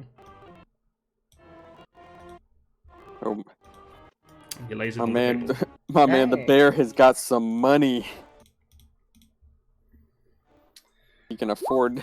He can afford one. What I think that is. Man's got a detailed map. We are located here, in the settlement of Scheinheim. There is Kleinstadt in the way, that is used primarily for the caravans to refuel themselves, and Drachenblatt, the biggest city that the Empire has managed to construct. Most attacks have been happening between Scheinheim and Kleinstadt. Particularly here and here. And he is going to point the locations with his claw. Sort of like drags around. Mm-hmm. So we assume that it comes from here. Something in the middle. That has been my assumption, indeed. There have been rumors by the lumberjacks of Upper Town that there are bandits in the woods. However, the guard captain of Upper Town, Zaphon, has sent people in without them finding anything. So he is remaining for the most part in a defensive formation, maintaining a vigilant watch over the settlement as to not rouse panic to the citizenry. Well, yeah. Of course they're not going to find anybody in the woods near the towns. Why would bandits position their base of operations between 2 towns? That's like asking to be found by any hunter heading out from either direction. Has anyone checked the mountains? The mountains nearby? No, I believe not. Right, so... Which mountains? These ones? Or these ones? Probably these ones. Yeah, located perfectly. It's difficult to get into and out of with any large number of troops. So it's hard to send a large squad of people through to search. There's plenty of places. It's more dangerous, so people are less likely to go there to go hunting. I mean, it's where I would set up a crime operation. And he'll kind of put his hands up and be like, "Not that I would." Talking about all this, it actually reminds me of something. Grits, I understand that we're going to be paid, but can I ask for a small... I assume you have your own wizards here, do you? I'm afraid not. Only Upper Town has a practitioner of the arcane, and they are located in the barracks, the Gvaran barracks on Upper Town. As I mentioned, this is a small settlement in size. It is that we have found items on Carlo specifically, and I was wondering if you had a pearl I could borrow so we could identify them.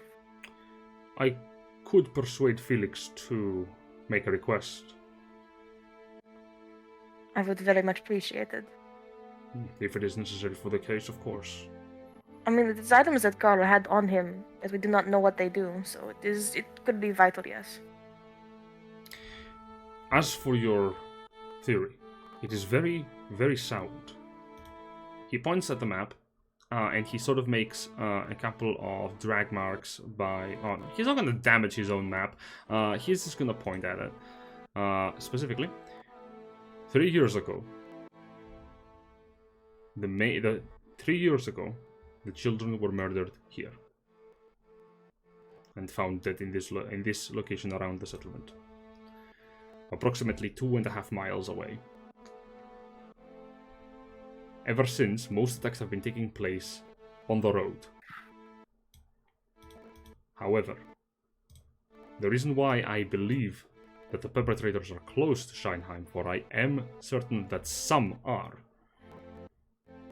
is because the caravan was destroyed here, very close to Scheinheim, which leaves the interlopers only the forest here to hide, away from the patrolling guards. If they had managed to somehow make their way through the road onto the mountains, I fear that we may be dealing with a group of individuals who are in possession of some kind of mounting operation or apparatus, or they are hiding in the hills. I mean, it is possible that there are bandits and there is a dragon. The bandits could be working for the dragon. Indeed. You know how, you know. And Darkstar also did speak about bandits. And that he wanted to... I'm pretty sure, right? He did talk about bandits and stuff on the road. He did. Mm-hmm. Did it sound like he... Did he say it from, like, familiarity? Like he wanted to join them bandits? Or was it like, oh yes, I heard about these cool, awesome bandits? Oh, he was thinking about it as like his first job to go out and like capture bandits. yeah, Okay. He could do it. He has the power to do it. He's choosing not to. Yeah. Bandits derogatory. If we... Archibald is gonna be like, well, sounds to me like we've got an ambush to set up. I have two ideas, actually. First, I think we should at least meet with Felix one way or another. And two, of course, we set up an ambush with the bandits, but I have an interesting idea. And it includes our Darkstar friend. And a bit of a spell. I assume that Darkstar has been saying that he has wanted to kill these bandits in a public place for a while now, so people know about this, and maybe the bandits do.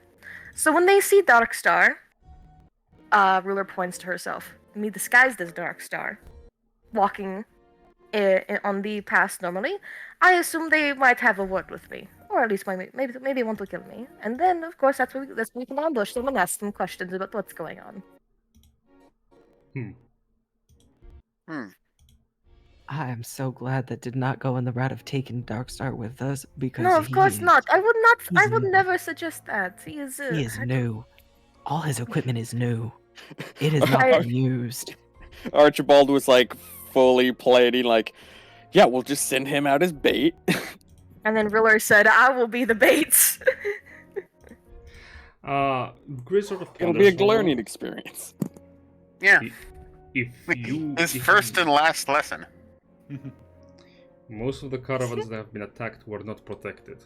And you have showcased prowess by managing to put down Carl. Oh, how silly of me. It completely slipped my mind. He taps lightly the top of his head. You notice his fur little hand is very gentle when he does that, but it's like gentle pats. I forgot to tell you as to the reason why I believe the person you killed had a tie-in. You see, while I have been researching into this case, as you may have been aware, there have been thefts in Lowtown, particularly by the person you dispatched. This individual is named Carl Jetson.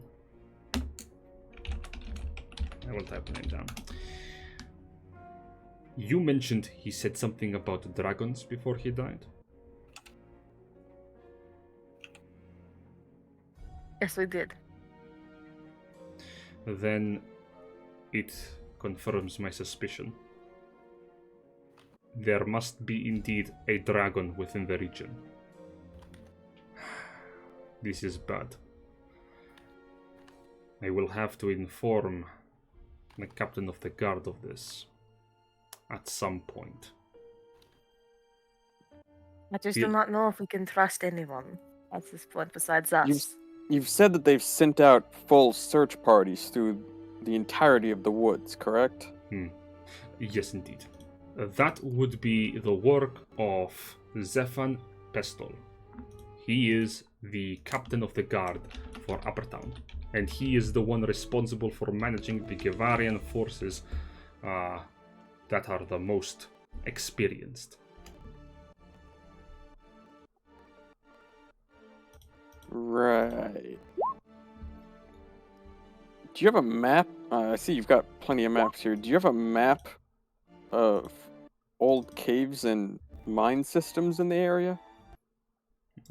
He shakes his head as he says, actually, there are no operating mines around Scheinheim. Most of All the them more reason to check to see if there's any not in current operation. I do not believe a dragon would make themselves, especially a green one, would ever put themselves in a mine when their preferred area is forest. But you could be right. It's just that it is very unlike them. Yes, but how else are you going to hide that many people? If you In have the the guard, woods. if you have people that's on the police department on your side to lead them away from where you are.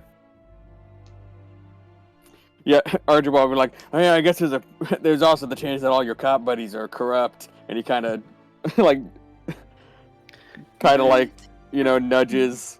Grizz a little bit. He looks very worried. It is not an idea that I like to throw around lightly, and it's something that I'm sorry to say this, but the more theories that we come up with, the more ideas that we have, the more worse it's going to be. But for right now, we have a most likely opinion that a green dragon of some type is in the forest, as well as possibly bandits. And we need to talk about, we can't keep theorizing. We've already theorized enough, in my opinion.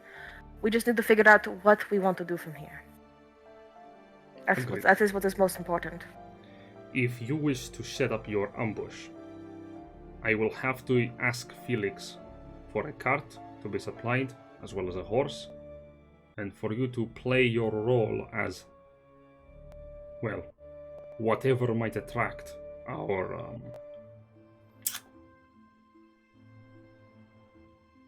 foes in this scenario. What do you have in mind for that? I have the perfect people for the job.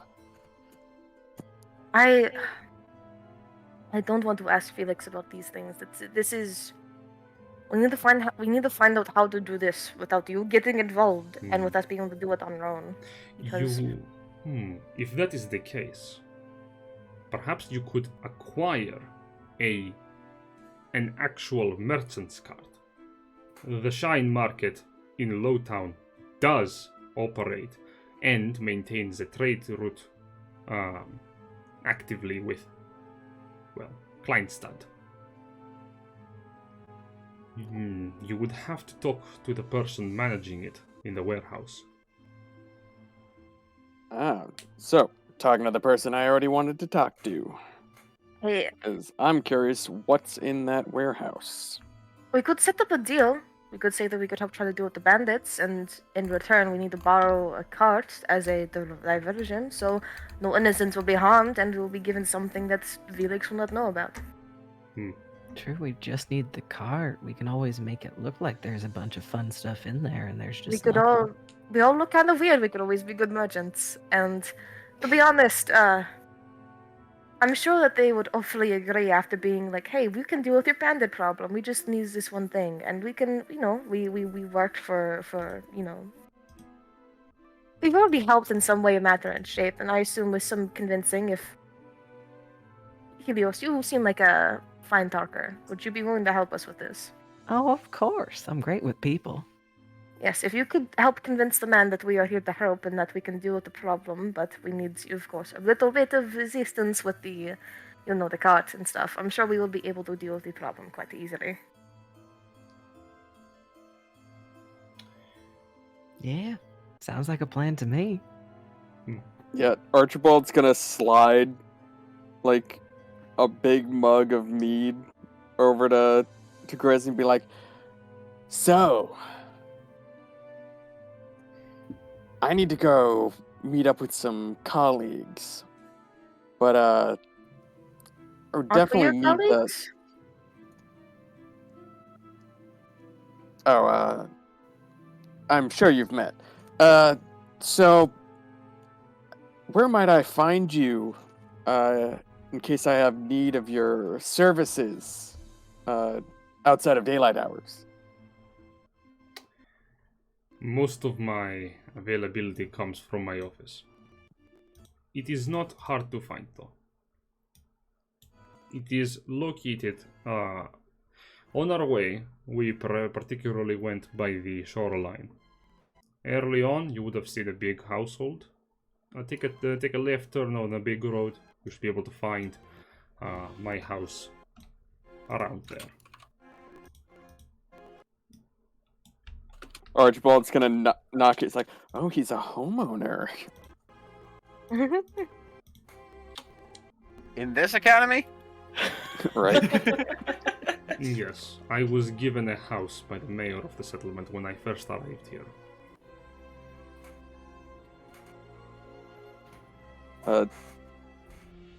So after, unless there's something else that someone wants to do in this interaction, Archibald would want to set out to go find where Feather and his siblings are holding up, since he did tell them to grab their siblings, clear out, and then meet back up with them. As you're about to leave, Grizz goes, "A moment. You need to sign this." And he presents from his little bag 6 papers, each of which is a simple note of employment, very simple note of employment, with the necessary legal documentation required for you to earn your temporary Gavarian imperial citizenry, as well as showcase that you are in fact employed by Grizz, because each of them is signed by him. I have a question. After I sign this, I will. You see, rulers trying to approach the subject, but is not sure how to say it. You know what happens. You know what I am, right? I am a demonologist. That is my profession. To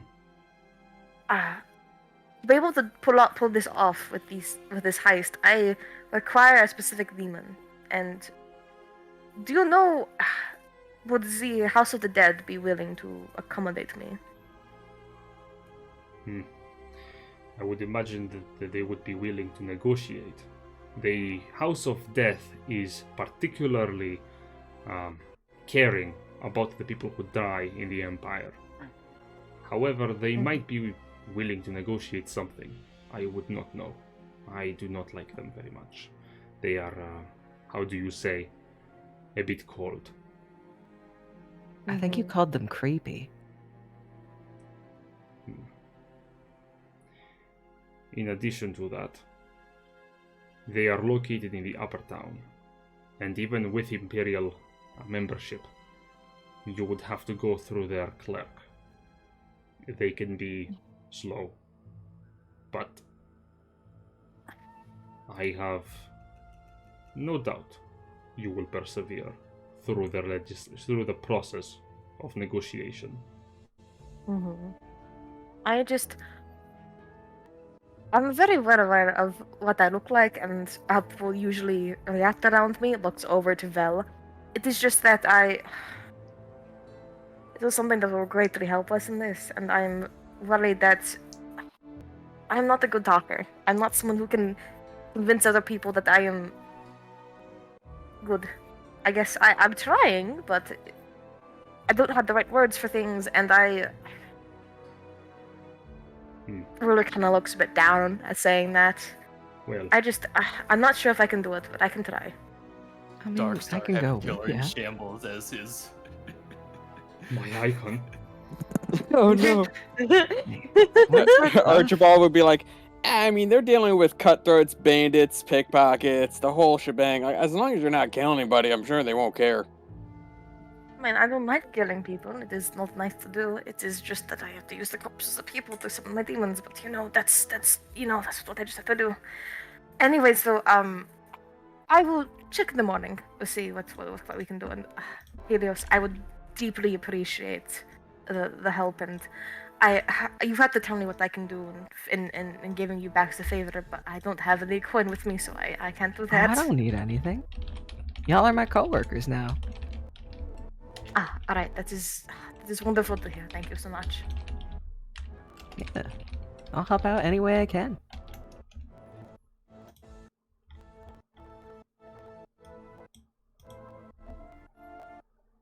Nice.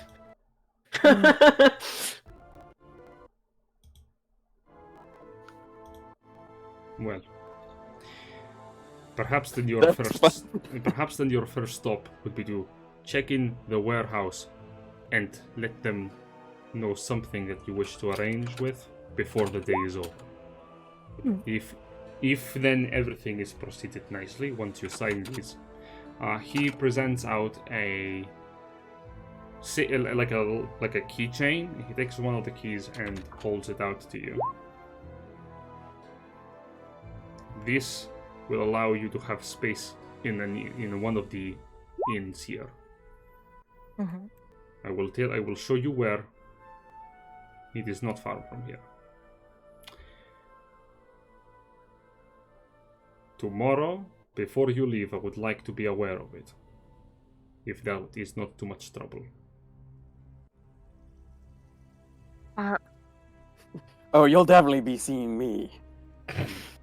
It is just, Sure. I'm going to have to deal with some minor business, right before we leave, so if you give me about 5 to 10 minutes to deal with that, I'll be able to come with you to the inn.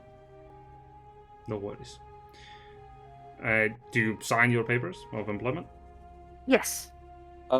Just because he's so distrustful of, like, any legally binding contract, he is gonna give it a once-over to just make sure there isn't, like he's gonna, like, he's gonna wait for, like, Grizz to turn away for a second, and then just, like, face, like, right up against the page, looking for any fine text. The moment Grizz turns away, Archibald just goes, oh, okay, what's in here? I would have done the same thing, but I assume with how you read it to us, I assume that was just it. But if that's not the case, then yes, I'm looking at it too. Very well. Same here for Victor. Okay. I will actually instead, I'll give the help action to someone. Depending on what the role is. I'll tell you this. There is nothing here that is actually very binding. In fact, it is a very simple contract. Technically speaking, your authority with it is extremely limited. You can't, like, wave this around to use it to your leverage. It's practically just the equivalent of it's okay. I am supposed to be here, like in your empire, sir. Yeah, it's for if we get stopped by guards for, snooping around, we have a thing to show them. Yeah, but But if you are not, like, supposed to be there for any reason, this does not protect you. To be like, you're not actually, like, investigators. Yeah, this is like if we're on a public street looking through a window and a guard asks us what's up. Practically. If we are snooping as usual, I see. Someone would do it. Yeah, so Archibald will scribble his name onto it, and he'll walk over to Grizz and kind of, like, gesture for him to lean down. Grizz sort of, like, leans down. Yes. Archibald will take, like, the now folded up contract and kind of tuck it into the front pocket of his, or if he has, like, a front pocket, he'll tuck it in there, or to, like, inside, like, his coat. and just kind of gently, like say it's like, I've got to go for a bit, but I'll check in with you later. And he's gonna gently touch Grizz's scarf. And I'm gonna use magical tinkering.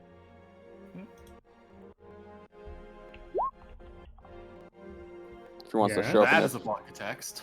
It is. Whoa. And I'm going to use the effect to make it so his scarf smell gives off a scent whenever he like adjusts it. So every time he's like handling his scarf, it's going to smell like a pleasant mixture of honey and possum. Oh my Honey god. and possum is a nice smell. Are you trying to Pavlov this my Inspector Grizz boss? Inspector Grizz is like licking his lips. Can you make a persuasion check? Just as Oh, you're doing God. this. Possum. Honey glazed possum. Oh, God. I'll help. I don't know. I'm invested in this romance, flirtation, trying to whatever it is. Pavlov I'm my invested. I'm in. What if they get a guidance? Alright, so I was thinking, are they allowed to? Grizz would want to eat him. Are they allowed to give Guidance me is good. the help action with Yes. this? I can do help, or I can do guidance. I don't think I'll be allowed to do both. A guidance or help, your choice. I'll take help just because I've been rolling Yeah. pretty bad. Okay. Because I'm proficient in persuasion. Yep. Make like the a roll. good- Okay. That's really cool. As you sort of give him the gift, he takes a whiff, and you see Grizz is visibly satisfied with the smell, as he seems rather happy. As he looks down at you, he asks, "That is a very generous gift you're giving. Do you give this to all the investigators that you come across on the murder scene?"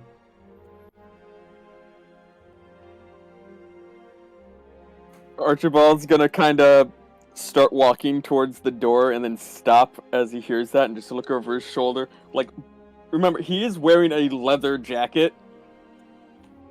So he's gonna look over his shoulder and in like a scene that would make Darkstar fucking envious, going to just kind of shrug and wink and then walk out. Ah, I misread that. This is troublesome. As you walk out, because it looks deep in thought. Is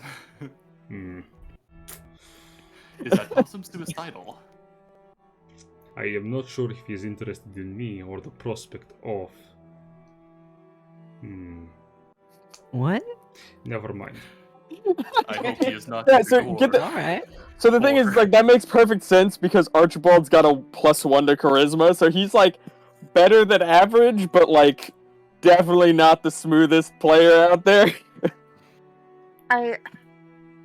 So in his eyes, that was perfectly clear what his intentions were. Grizz returns to the rest of you and goes, I have something to ponder. Now. Oh my fucking god, what the hell? Okay, well, this happened. Before Grizz can say anything, out of game, I had set up a small challenge, 5k points, the first community challenge, and it has ended. Whenever community challenge ends, the party that is currently undertaking a session receives a small boon in-universe. Oh, slay. This is a way for the people in the chat to help you out with the game. So, I think an appropriate boon for this will be Grizz sort of taking a ponder and looking at the rest of you and going,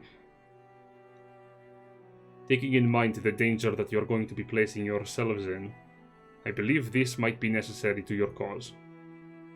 Use them if absolutely necessary. And he will produce a pair of potions of healing from his bag.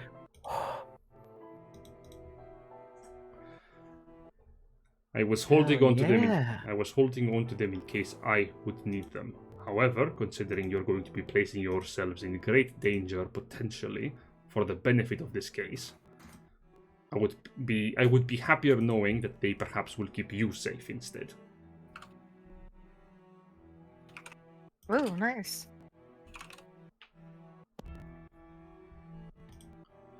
I added it to our group loot, Nice. unless specific people want to take them.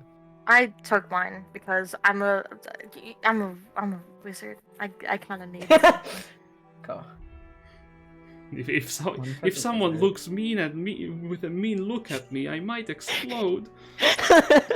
Oh no, the It's temperature. Oh, The Lord, temperature went down a couple degrees too quickly. Honestly, that's me. I can't take cold temperatures. I'm used to hot temperatures. Oh no, a Oh, stiff I am the breeze! opposite. Yeah. The kobold glares at him with a slightly like slanted eyebrow, and they just fucking explode. Oh.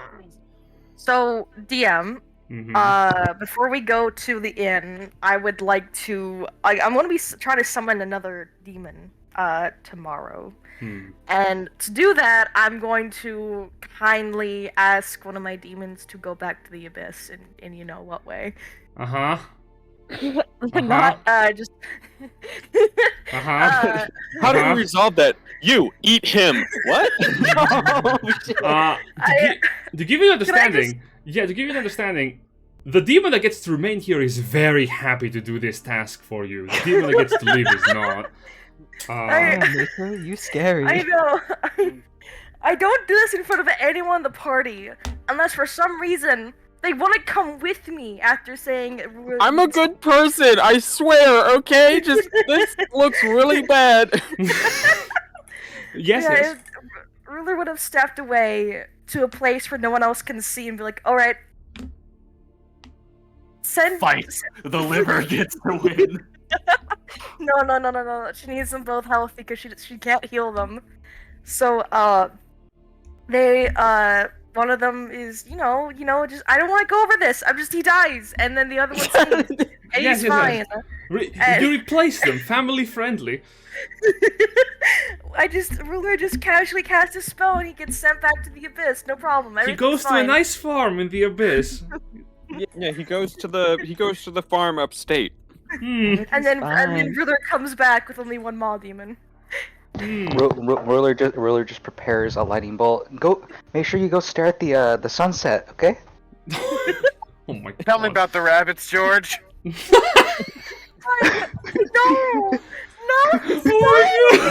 Tell me about the man you ate yesterday. Think of the abyss, big guy. Oh my god. Tell me about the home. unspeakable. Tell me about the unspeakable horrors at home. No, stop! I feel bad now! There are so many stars Everything's fine. visible on the lake tonight. I think I will go over there and see them on my own. Takes a few steps away.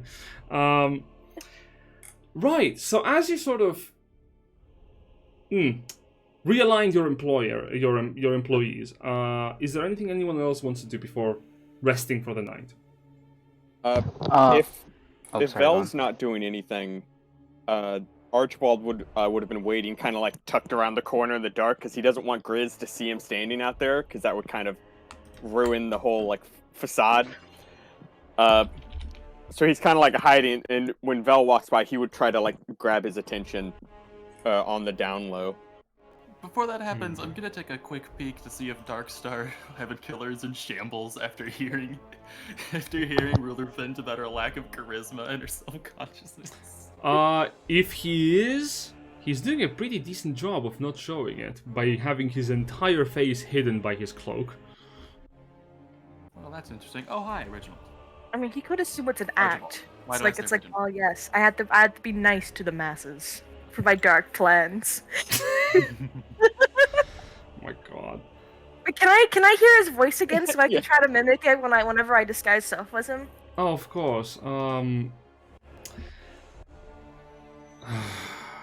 It's just that the darkness inside of my soul is a dagger that cuts deeper than any weapon on my person.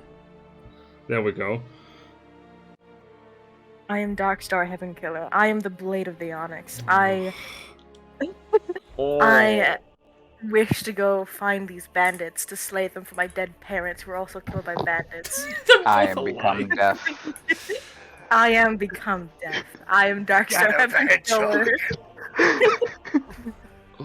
Okay. I am the John. ultimate Is life that- force. This Is guy's that name good? feels like a Oh, That Sonic is cutscene. great. I'm all I think alone that's in this smart. world.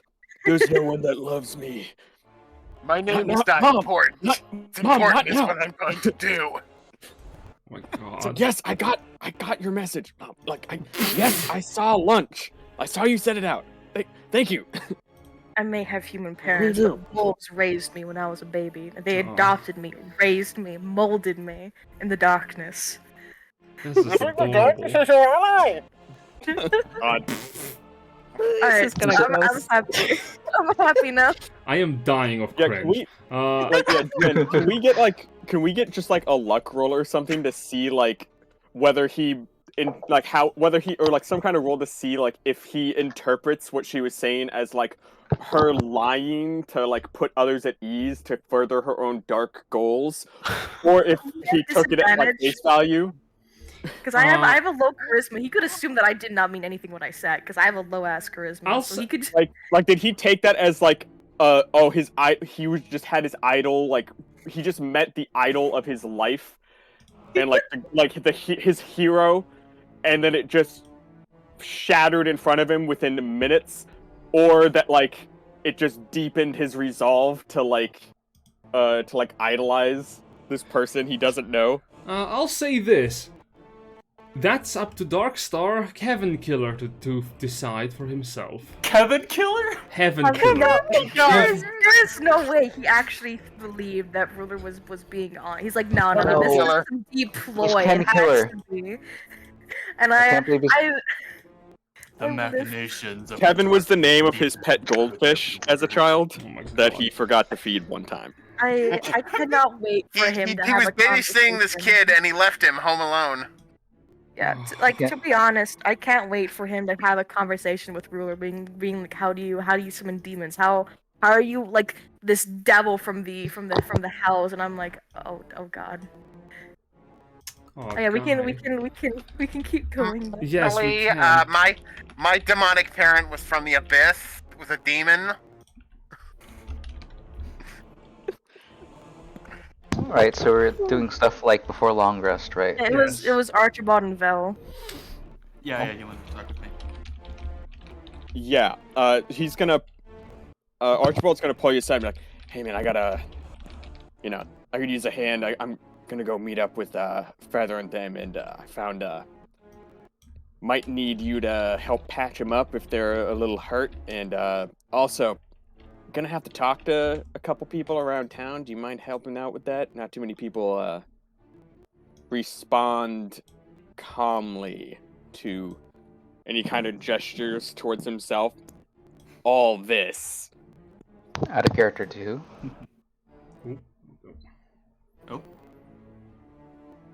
Oh, to Vel. For some I guess reason. that'd be fine. Yeah. I wanted to see how they were getting on anyway. Awesome. So, yeah, if that's just what I would like to do before the long rest, Jen.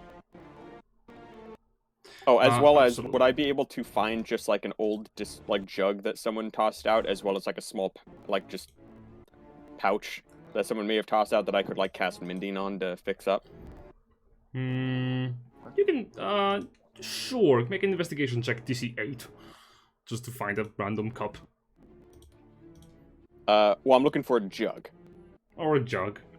Yeah, of Alright, course. and then it's just like a random like pouch that I can like patch up. Yeah. I'm gonna let you in on something. I have a +8 to investigation. You so- automatically succeed. Yeah, you can find a random... Yeah, there we go. Perfect. Love to see that.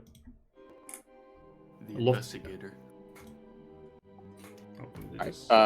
yeah, so I just wanted to grab those couple items, like just mundane, like laying around, and then I just want to go find feathers in them with Vel. But if anyone else, we should check if anyone else wants to do stuff. Vel will definitely just tell Ruler that he's doing this. He likes to be on the same page with her. Okay. I'm not gonna do anything really important, although I am gonna use drunken foolery to possibly find and attend a social gathering, maybe. Sure.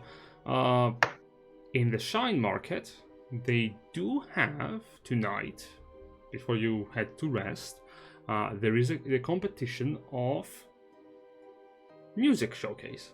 Whoever can perform can attempt to basically go down there and inspire the crowds around them, get a little bit of a nice mood going.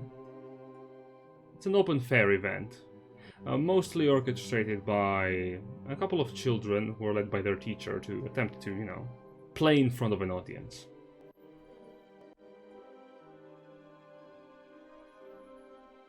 Could my headset cut out.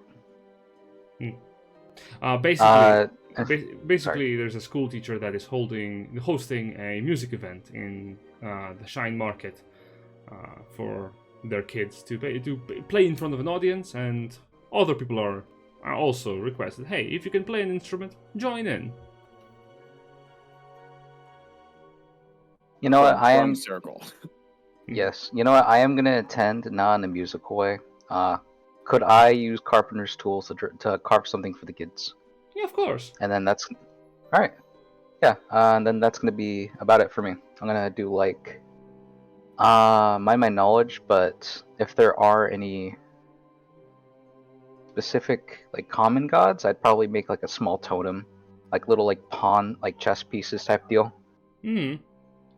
You do get a couple of weird requests, but sure thing. All right, that'd be about it for my side. Etch. Oh, so what are we doing for a long rest? Before your long rest, yes. If there's any like business I wanna deal with. Yeah. I think I'll go with Archibald to check on those Kenku. Yeah, he's Just he's my buddy, and just check. Just make sure he's break off from the group. Just make sure that just because he's my buddy, and I want to make sure he's safe. Hell yeah. Yeah, you could easily like spot him like tucked off inside. The only person he was trying to actively hide from was Grizz. Okay. And then you would meet up with Archibald, who I assume you will find your Kenku friends, who are not hard to spot. They've been tailing you essentially the moment you left the hideout.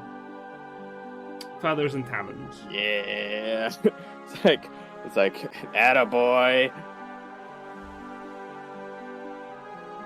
Both of them sort of look up to you quizzically. So you said that Feather had how many siblings? I want to say you said there was 4 of them in total. Yes, indeed. So we have Feathers, Talon, and Archibald would take this moment to ask what the other two's names are. Yes. As you say that, Feathers will inform you that both their other siblings were taken in by the guard as apparently after leaving, members of the town guard came in and arrested a few more people that were there, including one of their siblings, and the other fell in line as well shortly after. Wait, didn't we tell Feathers and Talons to grab the rest of their sisters and brothers before they came down? Yeah, I told them to go grab them and get out of town. Yeah. Basically, get out and wait in the side of town. That's what we said. They didn't quite get there in time. That's what Talon responds with afterwards. They try to get one of their siblings, Beaks, to follow them, but unfortunately at the time, Talons informs you that Beaks had fallen in with a group of very weird people that were following Carl's words to the letter and were doing some sort of strange thing in one of the rooms of the complex where you were. When they told Beaks to leave, Beaks said something along. Basically, Beaks shoved them off because they were busy and they couldn't waste too much time, so they left Beaks to be. And when they went to find, well, their other sibling,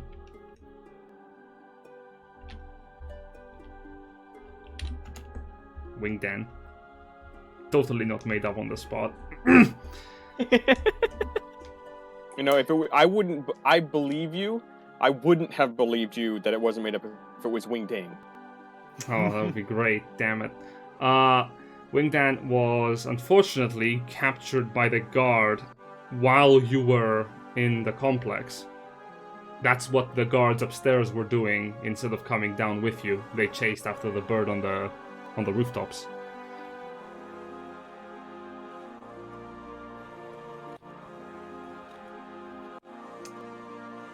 Alright, and Beaks was also taken in by the guards? Yep. Talons and Feathers are actually quite scared because both of them are convicted thieves. It's okay, don't worry. We're gonna get Beaks and Wing Dan.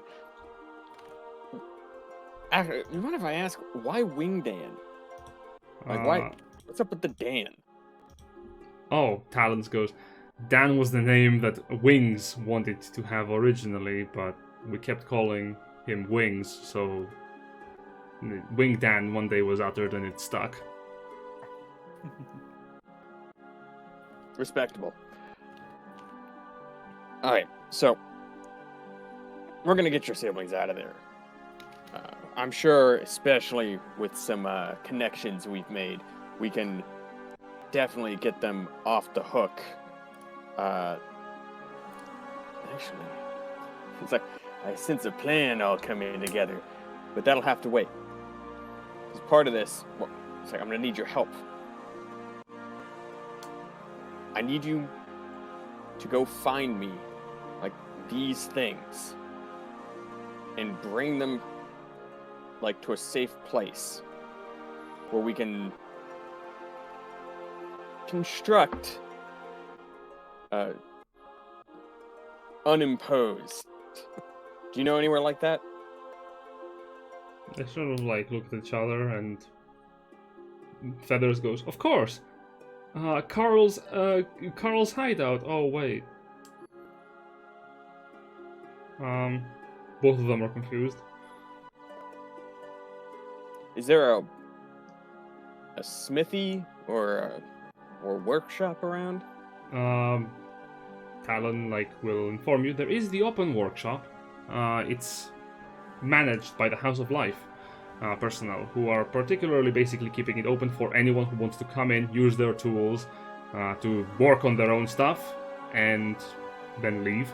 It's literally an open workshop for people to use if they have the knowledge to use them.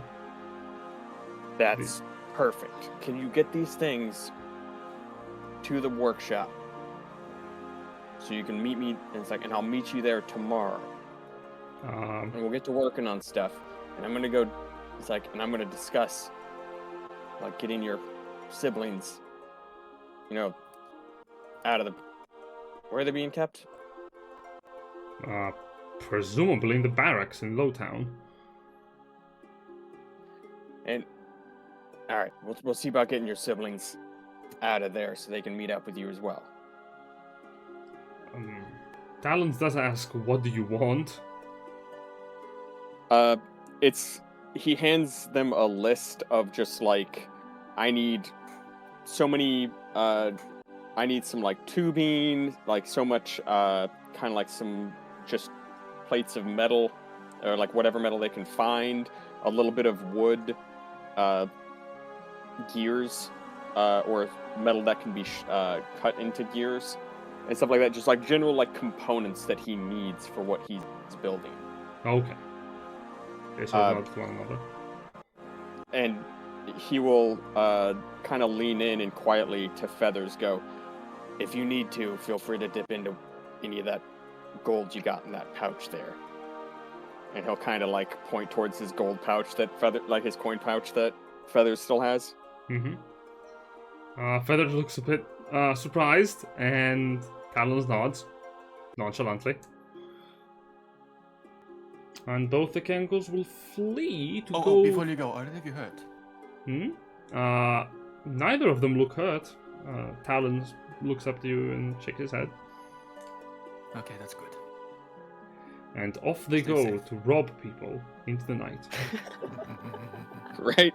So Archibald's gonna turn to Vel and Etch and be like, "Hey, you guys up for hopefully an easy discussion and/or prison break if it comes to it?"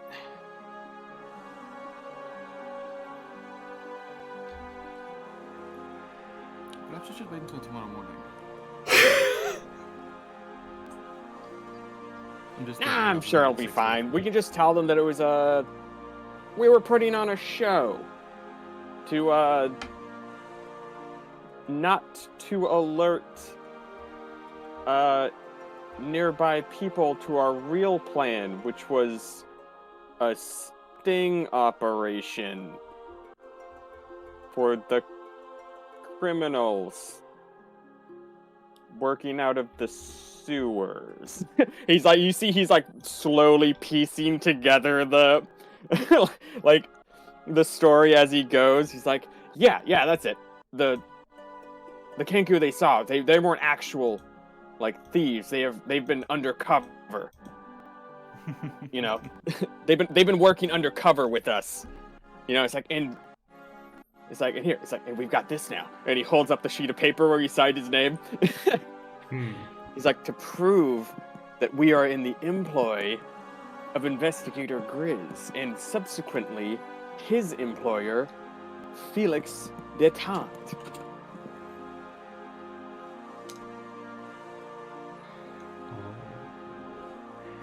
As much as I wanted to get those Kenku out of the Verx, I don't believe that slips of paper have enough authority for that. I mean, some random guard on duty might not know that. I'm saying we could try.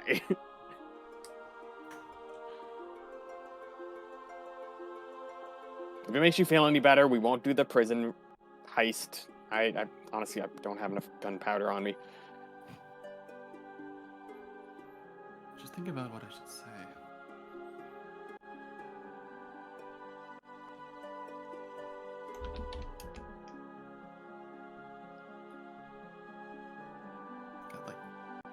I should specify, I am... This is a good idea. We should do this. We should try to get the Kenku out. I'm trying to think of how we should go about this, and I am just not thinking. Perhaps a nice rest might help you. I mean, you could always ask the wizard. Right. We have Kenku in prison. Well, their bodies will have a use. Right. Oh yes, like I was going to ask. Yeah, is there like no, not about that. I'm just saying, like, in this city, is there possibly like you know like the sewers are like a dumping ground for some bodies? Is there like like some districts or areas where they just have the bodies of people and they're just there and away from people, so you can't see the bodies, but you know that they're there because it's Well, I think they went. I was gonna say, I think they went through and cleaned the place out. So if you're looking for bodies, you could probably find a morgue at the barracks where they're like keeping dead bodies. Do I think that going to the barracks and asking for one of the dead bodies after they've been autopsy, would that be okay? Question mark. Do you mind donating? Okay. He's like, are any of these guys organ donors? No, God. Alright, I will, in the morning, I will try the barracks first, and then I'll try the House of Dead afterwards to see if I can get a dead body. Right. Also, in the morning, I Before- have to do something as well. Before you That's- think on that, all of you will gain the benefits of a long rest if everyone has done what they want to do. With Helius going around to gather Is there a some specific? necessary Is there a goods. specific? Is there a specific place where we're all resting? A singular place? There would be, yes. Wouldn't there be just? Give me a moment. Well, Grace Yeah, Jen, said we or were is it going at to a GM? tavern Yeah, Gertz gave us a specific slash key, inn. so- Yeah. Regardless, I think before heading there, Archibald would go see if he can get into Grizz's office. Oh god. So you go to Gris's office at night. It is closed. Unsurprisingly.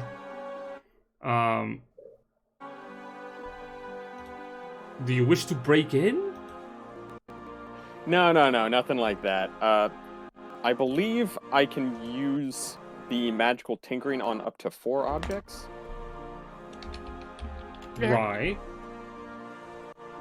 I'm going to magical tinkering the doorknob so that when he or I'm gonna leave a small can I say that I would have grabbed one of those honey cakes and kind of tucked it away into like a small into like a small container of some kind. And I will hang it on the doorknob, or like higher up on the door so a dog doesn't get it. Right. And I will magical tinkering the honeycomb to play an image. With that just shows like Archibald like winking, as well as the combination of some text that says like meet me at the workshop when you get this. Okay, you're leaving him a little gift, as well as a solid message to find in the morning. Very good. Yeah, then I'll make my way back to the inn. Yes. Speaking of which, the place that you're staying in, that you're staying in. Bang and neutered. Right? No. Neutering. Was that enough time for you to come up with a name, Jen? It certainly was. Did I buy enough time? Yes, you did. Nice. This is fantastic. You know where you're... Oh, this is a horrible name, but you know what? We're going with it, because why the fuck not? You will arrive at an esteemed establishment renowned for its great hospice. And their bedding is also pretty good. You will be staying in a single sort of like communal room, for the most part.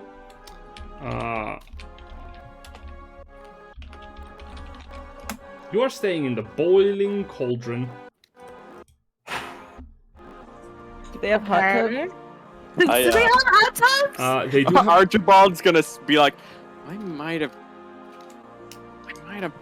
made him think a little too much about food. Wow. Hot Springs episode already?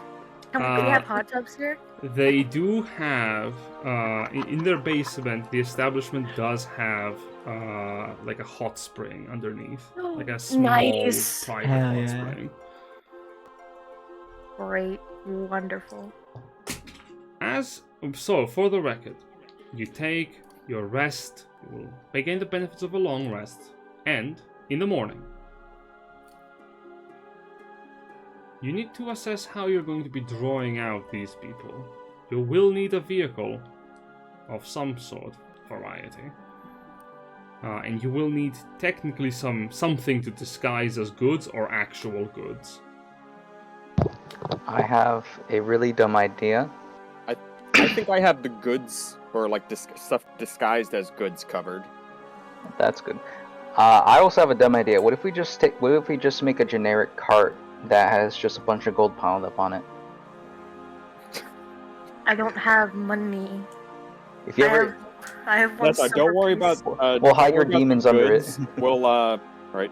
Don't worry about like the goods and everything. Like I think I have that covered. Like if we get like a cart that like they can kind of see like into like the little gaps or windows of, they can see like some stuff like being tied down like underneath some like cloth and rope and everything to show that it's transporting some goods.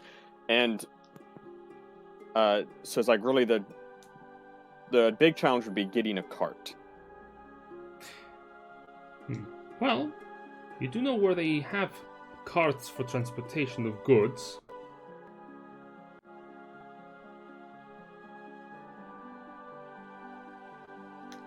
Also, Jen, during that long rest, I would have infused items.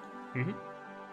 So I will have given repeating shot to my pistol, turned that jug into an alchemy jug, turned the small like pouch that I found and patched up into a bag of holding, and then made my leather jacket armor of magical strength. And which ones are active? Oh wait, sorry. Yeah, that's right. And then you can only have 2 active. So I'll have the alchemy jug, and or actually, I guess I don't need the alchemy jug this soon. I've got plans for that. I guess I'll take the bag of holding, the armor of magical strength. Okay. Very useful items to have. As you sort of like, then are going to be planning your things, where do you wish to go?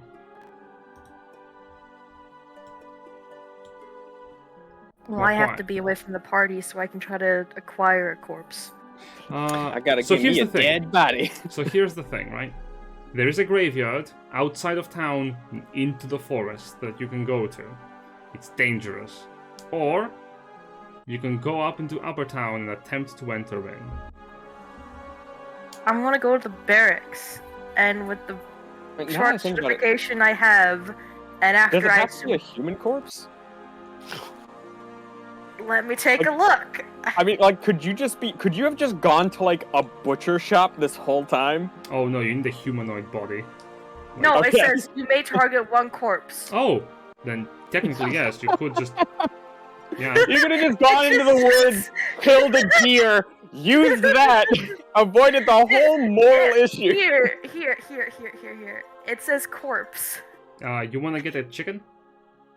I will. I don't have any money though. I need a ruler probably in the morning. Will be like, so, I do not for this specific demon, and from now on I have been able to find a way to be able to make it non-human needed really, but I might need some money to go buy a dead animal if you do not mind. Oh, how much do you think you need? I don't know.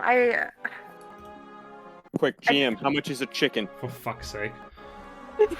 Here, take 3 gold, and that should cover it. Probably. I'll take. I very much appreciate it. Then Quick, GM, how much does like a contest winning like pedigreed chicken cost? Pedigreed chicken? So you go to the Shine Market to go buy a chicken, like a live chicken. Wait. I had one more thing to say. Yes. By the way, with everyone, with this demon, I want to warn you that this one will be able to speak to you. And they are not exactly... They're weird. They are very weird. That's the most I can say. You will understand when you meet him. Archibald will kind of just look over, like scan across the group of complete, utter weirdos and be like... No. Yeah, I think it'll be fine. Trust me, he's weird. Anyways, I'm going to go buy a chicken. Oh my god. Okay. Yes. This is stupid. I read fiends as friends in your Yeah. description. Friends created this way. They obey have your a commands prize to for the best of your chicken! ability. So Yeah, Jen, that's what yeah, they've got like a price for most livestock, surprisingly. how much is a chicken? A chicken will cost you a fine 2 copper pieces. How much is a chicken? I definitely gave you way too much money, but So that's what okay. you're saying is that Keep the because change. does the corpse have to be fresh? It has to be. It has to be a decent corpse. Yes, it has to be fresh. It just has to be kind of a corpse. So like I would assume like not that much So- of a decayed corpse. How much is a chicken? with a However, soul when you move? put something in a bag of holding, doesn't it kind of like freeze a bit?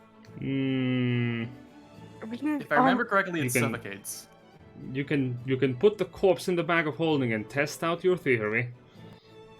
Can we get like Can we get like a couple extra chickens and some ice? Can we get like a bag of colding for my? Oh, for fuck's sake. Bag of coal. Wait a minute. Ruler, if there's a bag of colding, wouldn't that imply there's a bag of scolding? Yes. Okay, before you go on, before you start making your own KFC chain, just you want to buy some chickens? Yes. I want to buy a singular chicken. That is 2 copper. You will find a guy who sells a chicken. I will grab the chicken and I will go to. This is the ritual. Right? So Jen, Mm-hmm. whenever I do the ritual sacrifice, will it leave a mark, or is it just looks cool and then everything's fine afterwards? It looks very cool. The only thing that changes is that there is no more a corpse and there is a demon instead. Alright, I'm going to do the ritual in my room in the inn. And I'm going to summon the space clown fiend, but flavor it as some really chaotic evil guy who probably was a magician jester. Space clown! I love the implication that instead of a space clown, the worst monsters in Dungeons & Dragons 5th edition, you summon chaotic evil Bob, the man, the legend. He is... No, it's probably some really insane chaotic evil warlock who got thrown into the abyss and is like... He's like a bard, maybe, also as well, but he's very much evil, chaotic, in like a... Could I? Oh, yes. Would you like to play a game? Could I entertain you in a different flavor? Yeah, of course. You can As shoot me something. As you stab the chicken. Like he's gonna ask me about he's gonna try telling me about Huey Lewis on the news. So you're going with you're going with the stab route, not the choke route. Oh God. No! As you kill the as the chicken no longer exists as a living entity, That's so bad. you call upon as you unalive the chicken, and you call upon the abyss, and you will drag out not just some hungering creature. You drag out a sentient horror. It comes out as this monstrous bipedal strange creation where its head should be the torso split open, the ribcage sort of holding an orb of lightning that sparks and zaps through the bones that remain. Its hands are hollow and they sort of open in the palms, allowing the lightning to travel through them. This hulking creature, about your size, thin and lean, stands in front of you. The only sound that comes from it is this perpetual low zzz. The reason why I wanted it to be more humanoid is because it can actually speak and stuff like that, and I wanted to keep it as close to the original thing as possible without having it be that. That's what I would prefer. If that's okay. Yeah, do you think he'd be more muscular if we had used a goat? Oh my god. Oh, the sacrifice gives it flavor. I do not like that, considering the sacrifice is a chicken. You know what? I just like my idea of a more humanoid, more of like a really like abyssal, like very chaotic evil type of. Yes. Let's have some fun here. Let me just casually just murder these people and have like a weird like Joker laughter about it. Not like entirely Joker, but like a bit more tame, gentlemanly, until, of course, he just starts killing people with lightning and, of course, psychic energy and stuff like that. Don't worry, guys. I'm a good person, guys. Don't worry.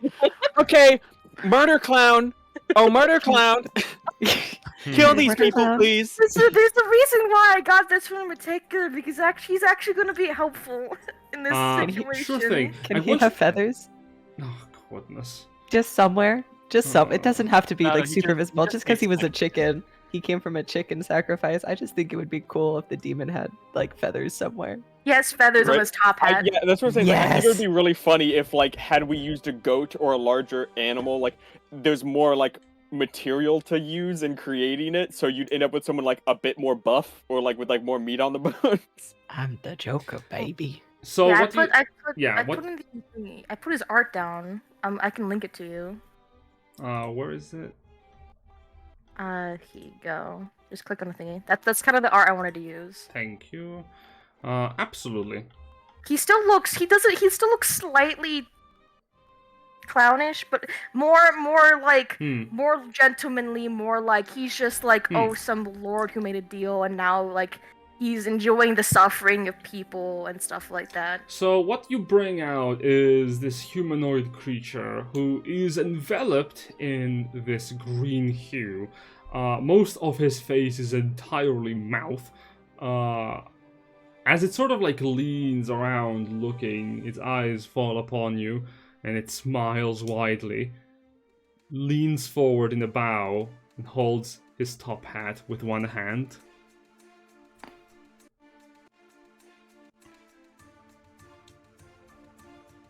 Hello. It is the first time I guess I summoned you.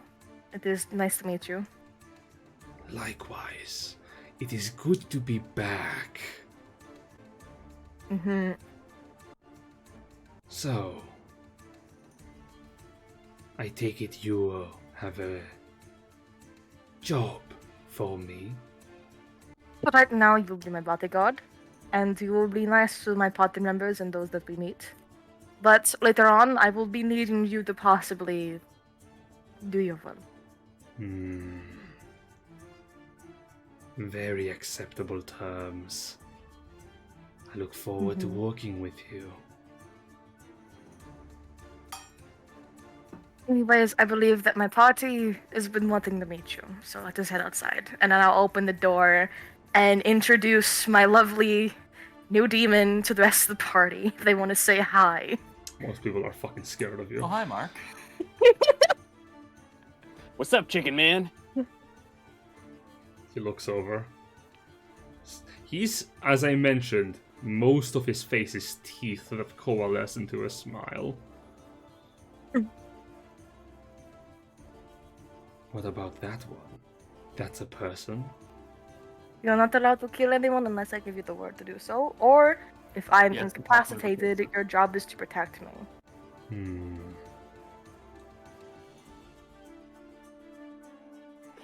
Archibald will everyone kind is- of give him like a stare down and just be like, it's like, get on. Go on back. Go on back. Etch will, She's Etch will tugging the just- leash. Come on. Etch will just walk forward and hold out their hand. Hello, I am Etch. Pleased to meet you. Likewise. You may call me by whatever you want. And as he extends his hand to grasp yours, one moment. Not allowed to hurt my friends. I explicitly said that. In Yeah. case he's doing anything. Oh, he's not harming your friend. I Is need he to check stealing from me or something. something? Not in the Just slightest. a light tase. He's just Oh god. He's just giving him a handshake. He's just giving him a handshake. There is nothing to worry about. Let me look at the rulings on this real quick. Oh, he took my hand. It's over. Can you make a Constitution saving throw? A Constitution saving throw? Yes, please. All right. It's normal. Okay. That's a. Oh, very nice. I was just thinking, come on, this would be great for a crit. As you hold out your hand and you grasp it, he shakes it, and as you let go, you see this dark, inky, oily substance retain in your hand and quickly like shift in your palm and wrap around your hand, and then slowly, as it stays there, before it can expand any further, it's like slides down with a dull thud. I think you ought to wash your hands. Oh, silly me. Oh, hello, demon. Ruler will amend the you are not to do any effects to my party members unless I say so. Just be nice to them and talk to them. As well as anyone else unless I say so. Do not take any actions towards anyone. I will refrain from touching, if that is the case. That is not the only case that I stated. You will not twist my words on this. You sound like a fine individual. I can see why the others were so happy when they returned. And the demons keep silent for a moment. Ruler looks away for a second and then immediately just face palm, like, oh god. Before looking back, it's like, alright. Want to go to the merchant's place and try to acquire a cat? Is there anything else anyone else needs to do? Archibald is just gonna head over to the open workshop. Splitting the party, always a good idea. You know what? I want to follow Archibald as well. I'm following Ruler. You want to split the party? Oh yeah, Archibald will have informed the rest of the group about Beaks and Wingdan, and the need to get them out. Mm-hmm. Oh, okay. But he also, for our plan, needs to head over to the workshop. He'll be like, don't worry about the goods and everything. I got some stuff in the works that should be convincing enough of its value.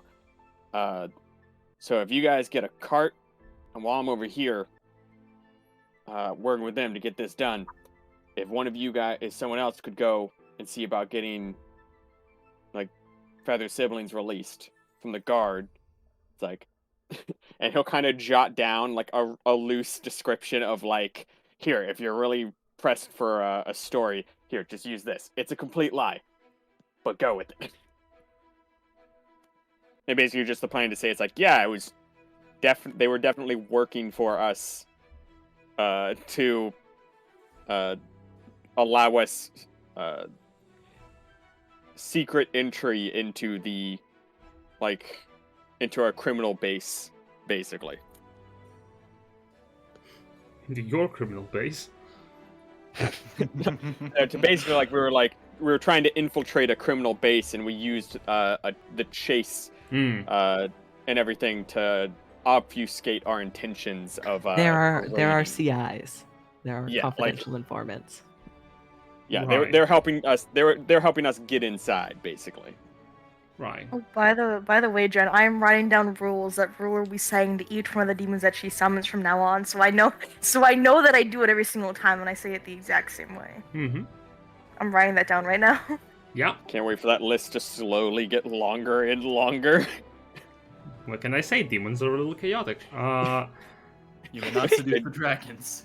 Jin's just gonna find like, oh, I see a loophole. Okay, so why do you want to go to the workshop specifically? You wish to go build your thing? Yes, I'm gonna with feathers. I'm gonna kind of round up the materials that we have, and meet up with Grizz. But that scene can totally wait, or it can even happen off screen. It's mostly gonna be just discussing things. But basically, gonna get to work on constructing. Just so that way it's done in time for when we're going to set out from town. I see. Very well.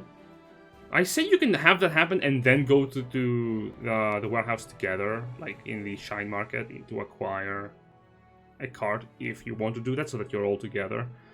Unless if you specifically want to not waste time. I think that's perfectly fine. I think he could very easily, because he's seen how good with their hands, like Feather and his siblings are, that he would have laid out a schematic and taught them. Okay. Sort of like, hey, I need you to get this stuff done. I'll come back and put the finishing touches on later today if you can start assembling. And then when Grizz shows up to meet with him, he will once again just kind of lay it on thick and just inform, just kind of get Grizz up to speed for what we're doing that day, what our plan is, and also inform him about needing to get Beaks and Wingdan, is the word I'm looking for. Not off the hook, basically. Get them released. Yes. Well, before that happens, considering that you're asking Grizz that, you want to go, or who is going to acquire the cart? I know I am, because I'm And- very good at talking. I imagine so is Ruler. I'm not good at talking, but I'll be there because smart, I guess. Be there to Etch help. will go because they are So is strong and good at hauling the cart. Mm-hmm. And I'm Vel. thinking, I think I'll go with Archibald. I was already kind of Yes. invested in Kinku that he was doing with, so yeah. And Victor. Oh, I went to the workshop. I was gonna see if I can produce With Archibald, yes. something of value. Oh, if that's the case, Archibald would have definitely have like if you make any like attempts at doing that, Archibald would very much so give you like the help action with anything. And I'm in gonna return, I'm gonna make a chair that the gods would envy. right? And in return, like he would have asked for your help with creating some nice wood accents for his project. Sure. Okay. Yay. Yeah, absolutely. What the hell? Oh, that's weird.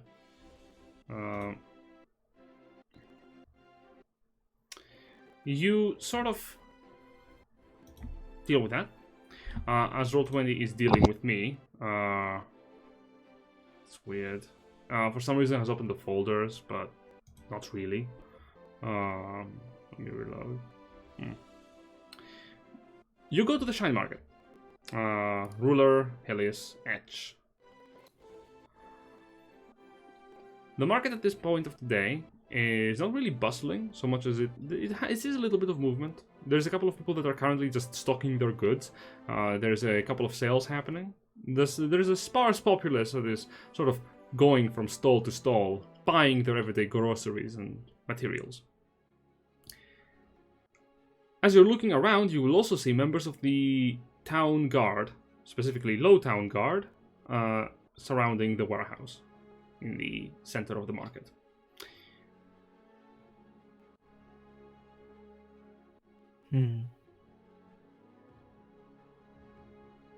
As you're approaching, you will notice a rather fiery dwarf. Yes, a rather fiery dwarf sort of give orders to the guards around, commanding them to form up patrols and keep an eye out for anyone who would disrupt operations in the market. A figure in charge. Well, always go talk to the dwarf. That's alright with y'all. They seem to be giving orders. At the very least, they'll know if anybody has a cart we could borrow or something like that.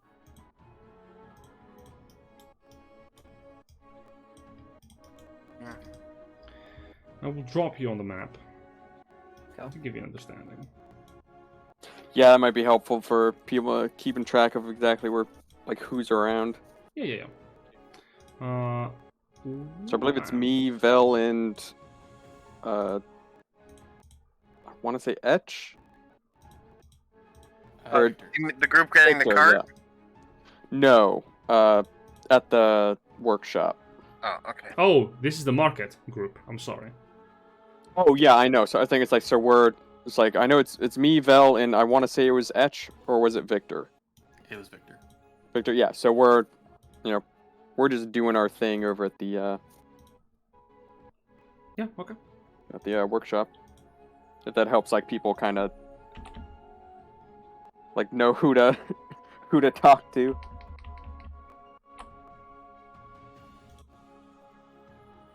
That's Mhm. my guy. Alright. So this one?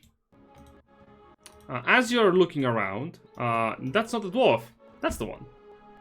He's sort of surrounded by guardsmen. Okay.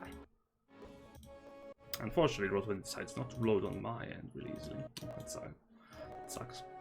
The player game. Whatever. When that loads, it will load.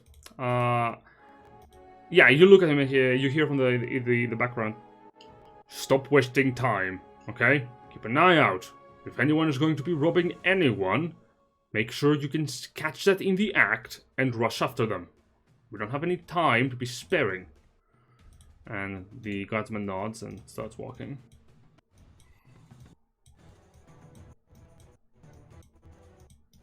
This is just gonna make his way over. Just, you know.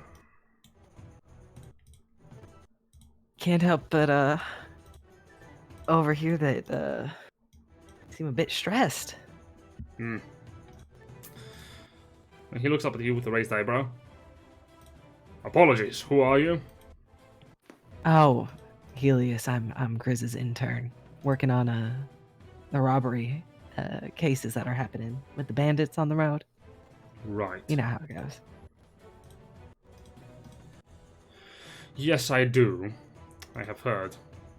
I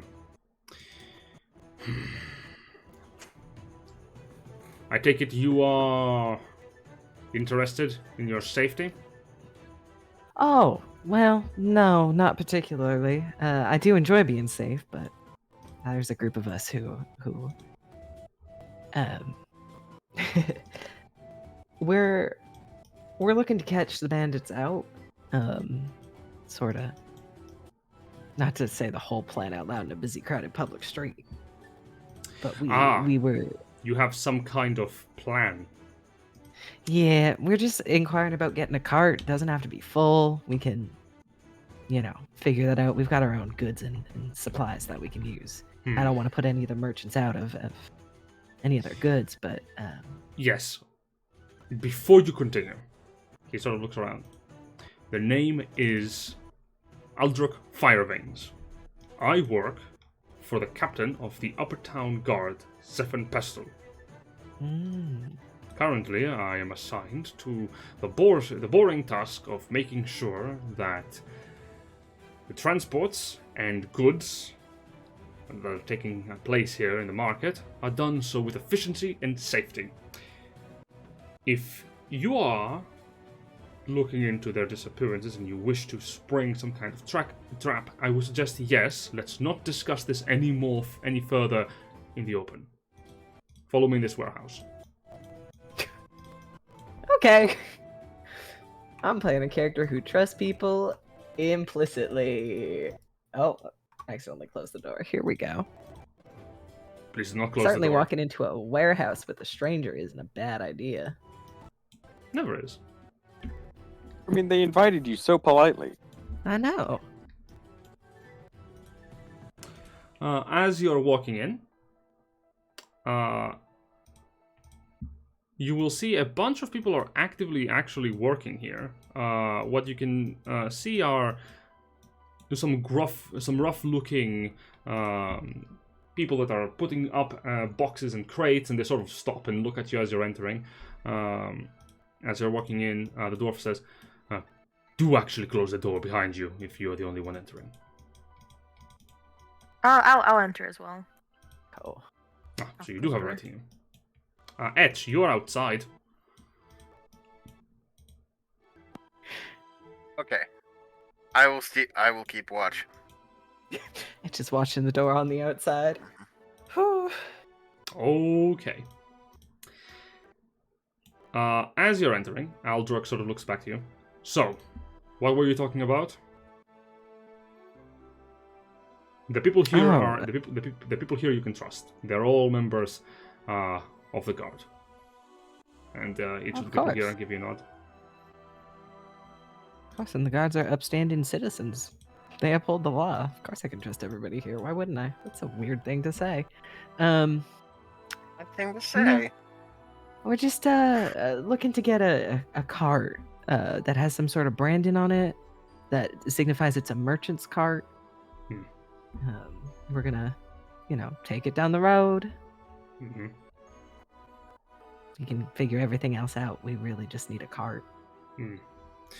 For what purpose exactly? Do you wish to transport cargo? No, we want to get ambushed, and then we want to deal with the bandits. So you are serious about that. Okay. Yeah. Very well. I could lend you a cart if that's the case. All right. However, you will have to compensate the settlement for its use, because we do need them. And we do not have a lot of them. Is that understandable? That's I understand that for sure. You don't suppose you have any broken ones that we could fix up? I'm really good with my hands. Actually nods. We do I wouldn't want to have- put y'all out of stuff you need. Well, if you have the means and the knowledge to fix one, we can give you the remains of 2 of the broken ones we have. Maybe you can make something out of them. Yeah, I'm sure we got some folks that are good with their hands. I'm used to fixing things up on the farm. Yeah, we'll take the broken carts and make them better. I mean, hold on. Oh yeah, Etch has proficiency with carpenter's tools. Oh wow, make that too. Yeah, we got meta knowledge. I know we have an artificer in our group as well. Everyone. Helius doesn't know dick. We're gonna carpent the hell out of this cart. Ah yes, Go Squad Home Depot. Just casually reclines in mending. So you wish to have a pair of broken carts? Where are you going to? We can bring them out in a moment. Just wait outside. We'll bring them to you. Drag them, that is. Or are you actually going to be operating somewhere nearby? Oh well, we're staying at the Boiling Cauldron. I don't know how far that is from here. The dwarf takes out a small ledger and that he's holding for supplies, and he's actually writing something else in it. Keeping a note. Can I see what he's writing from my height advantage? Oh yeah. The Boiling Cauldron. 2 cards. 2 individuals. Maybe 3rd. Okay. You can put down Helius for a name if you need it. He writes down Helius. Yeah. I mean, I'll take full responsibility and accountability for this stuff. I am very happy to know that. Oh, this is really easy. Talking to people is so easy. Well, we are not we are not part of the low town gods. We are upper town gods. We're formal, Gavarian military. We actually get our shit done. He says with a sense of pride. Helios just smiles. It's a really big smile. Yeah, for sure. That's why the bandits are such a big problem still, because you're getting your shit done. I get it. There's no malice. It's just a fact. Like, he's just pointing it out. I'm sorry. What? You seem genuinely caught off guard. Well, you're the big guys. You've got all the funding. You've got all the people. You've got all the responsibility for keeping the upper town safe. And merchants, I assume, are also heading to the Upperton area. Oh, very much. And then they leave. Yeah, and then they leave, and then they get robbed. That's the problem. We would be able to do so much more if the mayor was not holding us back. Zaffen wants to deal with these bandits for a while, and I agree with him that this is a problem that must be mended, fixed, post-haste. But no. Not only do we have to deal with an incompetent captain, Felix, and he says that with actual venom in his voice, but we also have to deal with a soft-spined mayor who is not willing to put her reputation on the line, or the safety of the guardsmen who are employed specifically to deal with these problems. If you wish to know, I would be more than glad to go out there and face these ruffians. Hell, if you are going to be challenging them, I would be more than happy to accompany you. Myself, if these blasted duties did not bind me to this station. I mean, hey, that's your sense of duty. I mean, I just feel bad for Felix. His kids were killed, and then his wife was killed, and then they didn't even let him have any bereavement. Wouldn't your job kind of suffer if you didn't get to grieve? I don't know if you have anybody important. I would imagine. Well, he is holding out. After all, I am pining for his position. If he took a vacation, well, I would be more than happy to cover for him. Myself. But of course he doesn't, because he knows he would probably be unemployed, considering I would do a much better job than him. No, I'm sure that's your truth. So the mayor is too soft, and Felix is too incompetent. That's what I understand. Ah, it's just the simple truth. If you've been in Upper Town, you would be able to see it. Shit. I don't think there's any way for me to get up there. I would imagine I would not. love to actually talk to the mayor. Maybe I could speak some sense to her, give her some perspective about what's actually going on.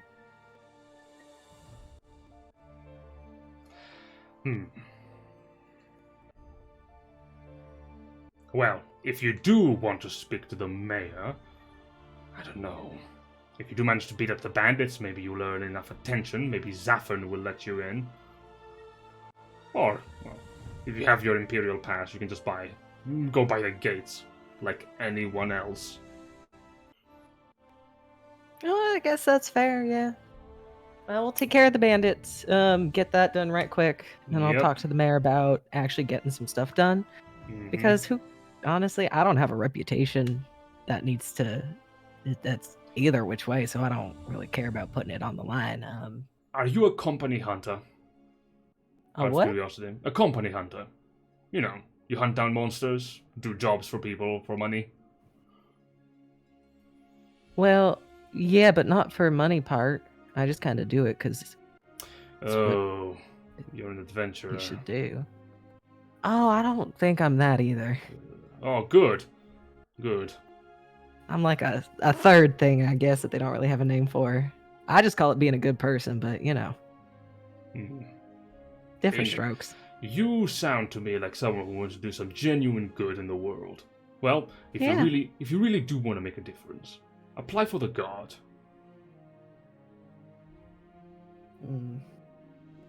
I don't think y'all got. The- Y'all are very restricted in what you can do by the rules set in place by the authorities and the person in charge, as you've already explained to me. But when we do work, we work. Yeah, and I respect that.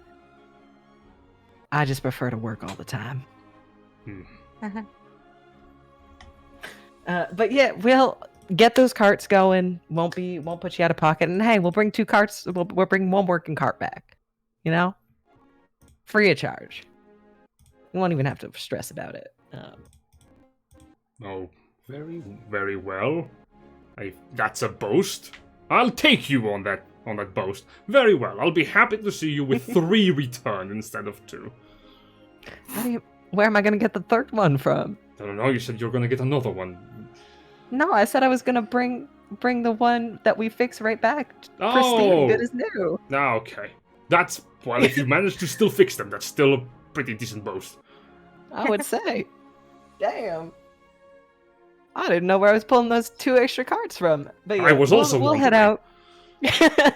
Me and you were both confused. But yeah, we'll head out. You know where to find me. You got my name, you got my location. My Yes. place of residence. Indeed. So, and I work here, so you know where I am. Oh, of course. I'll make sure to when they say how did y'all get the bandits, that my buddy help me out. Aldruck. My buddy Aldruck made sure I had the supplies and means to do it within his capabilities. Maybe they'll promote you. Oh, maybe. Or maybe they'll kick Felix out. Now, that would be a miracle. Oh. Drunken. All right. He turns around towards the crates as he mumbles to himself like, drunken mule. Doesn't deserve the station he's in. I'm leaving now. Yeah, really will head out with Helius. We're going now. Willard actually does look over, as I assume they're walking somewhere else, and she'll be like, How do you talk to them that well? How do you just show that you're a good person just through being kind with your words? It's hard for me. I just say what I'm honestly feeling and honestly thinking, and I always make sure that if it might come out sounding kind of mean, which I never intended to, I always say I'm sorry. I don't mean for this to sound rude or crass or mean. And it just kind of shines through. I don't do anything special. I just kind of talk. Is Helius Midwestern? I don't know where my accent went. I'm gonna be so real. No, I'm gonna be honest. You just delivered one of the most savage Midwestern verbal ass rippings I've ever seen. Debbie Ryan hair tugs. No, he's just a guy from a farm. He doesn't know. Man. He's just a dude. He's just an Ken or innocent he's man. just Pete, depending on how you look at him. You know. He's a guy. He genuinely sees the best in people, but also knows that other people aren't gonna be like kind. So he just kind of tries to be kind when he can. Oh god. Be rootin', be shootin', but most of all, be kind. Be kind. Yep. Exactly. I just want to say that I appreciate the aura that you have around you and how you treat other people. This is something that I greatly aspire to have for myself one of these days, and it is good to see that someone around me now will be a good beacon for that. Aw. Maybe I'll rub off on you. We can only hope so. Although the demons do kind of dampen the. Oh yeah, I forgot. sunshine. There's one Yeah. mod demon right here, and then there's another. There's a weird Chester-looking one right next to it. There's the clown demon. You will Yeah, I have appreciate you leaving them outside with Etch. I don't think that conversation would have gone as well. I don't. Yeah, I understand. It is. They can be good sometimes, but though it is a strenuous effort to get them to behave. the But guard it next to you is- just looks out and goes, "What the fuck?" Don't worry about it. We got a permit. It's a seeing eye clown. The permit literally just like the work order flashed and then hidden as just like bwop bwop. Yeah, It is like, Ruler produces. Sorry, I do what I want. Yeah, Ruler produces the yes. These are my protection demons. Yes, these are my demons. They are mine. Yes, this is my permit here that shows that I'm here working for and helping. Okay, yes, I got everything in order. Do not worry. Yes, I'm a demonologist. Yes, my demons help me in my everyday life. Yes, we exist. This is my emotional support mod demon, and this is my escort defender. Butler? You seem like you'd have a butler. I do. Yeah. He is my assistant. I need help with some stuff, and he helps me. I help with the baggage. I go ahead and close that door real quick. Oh my god! Anyway, I don't know where the others are, but I can start. They're gonna bring us the broken down crate cart and stuff. So I'll start working on it, and then when everybody comes back, we can kind of work on it together. Oh, there it is. The tavern. Oh, there's the cart. Yeah, we brought them out. Oh, perfect. Yeah, we're pretty good like that.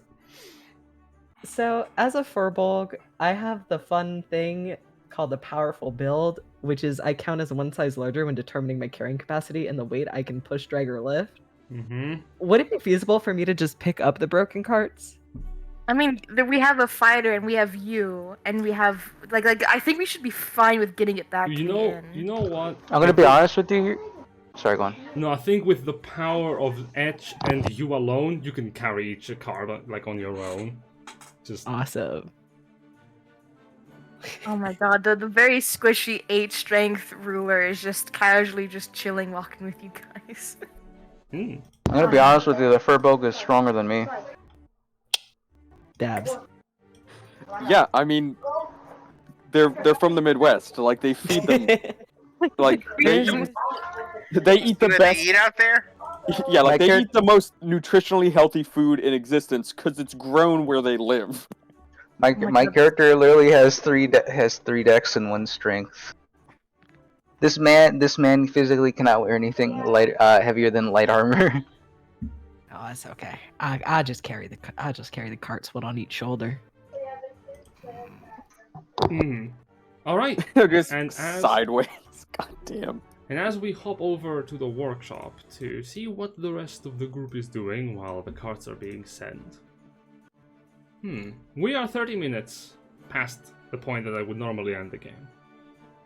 Is this a good stopping point? Yeah. Yeah. I'd say yes. I can see us going forward a little further, but I really need some time to think about how I'm going to approach the Kinko situation. Yeah, Very good. that'll be Understandable. fun. That'll be fun to kick off the next All session. you gotta with, do too. is get plenty of explosives, and just- just Oh my lord. just make your own. Worst case scenario, someone Everybody dies. So, before we end the session, I should inform all of you that you are eligible for 1 level up. Congratulations. Right. Ooh, level 3, baby. Level 4. Level 4. Level 3.5. Second feat. Mhm. Oh my gosh, I'm going to do that right now. I Oh, you can- summoned a demon with a chicken! Yeah, it was Yes. really good. You Oh did. my god, I didn't think I could. Yeah, because I was Before trying we to go- think. Like, I couldn't remember if I had seen if it said. It- Oh, It didn't say Oh, gotcha. humanoid. yeah. I was like, I don't remember if it said it needed to be like a humanoid or not. I thought it was like if you just need a corpse, then like just go to like a fucking just go kill a deer or something. Before I take us off the air, you can do the level up in between the week. Just make sure to level up your characters before the next session. Mm-hmm. Other than that, thank you all for playing. Thank you people for watching on the internet. And well, one day we'll have a name for this group. But until then, goodbye. Let's put this in the end. I know. There we go. Bye.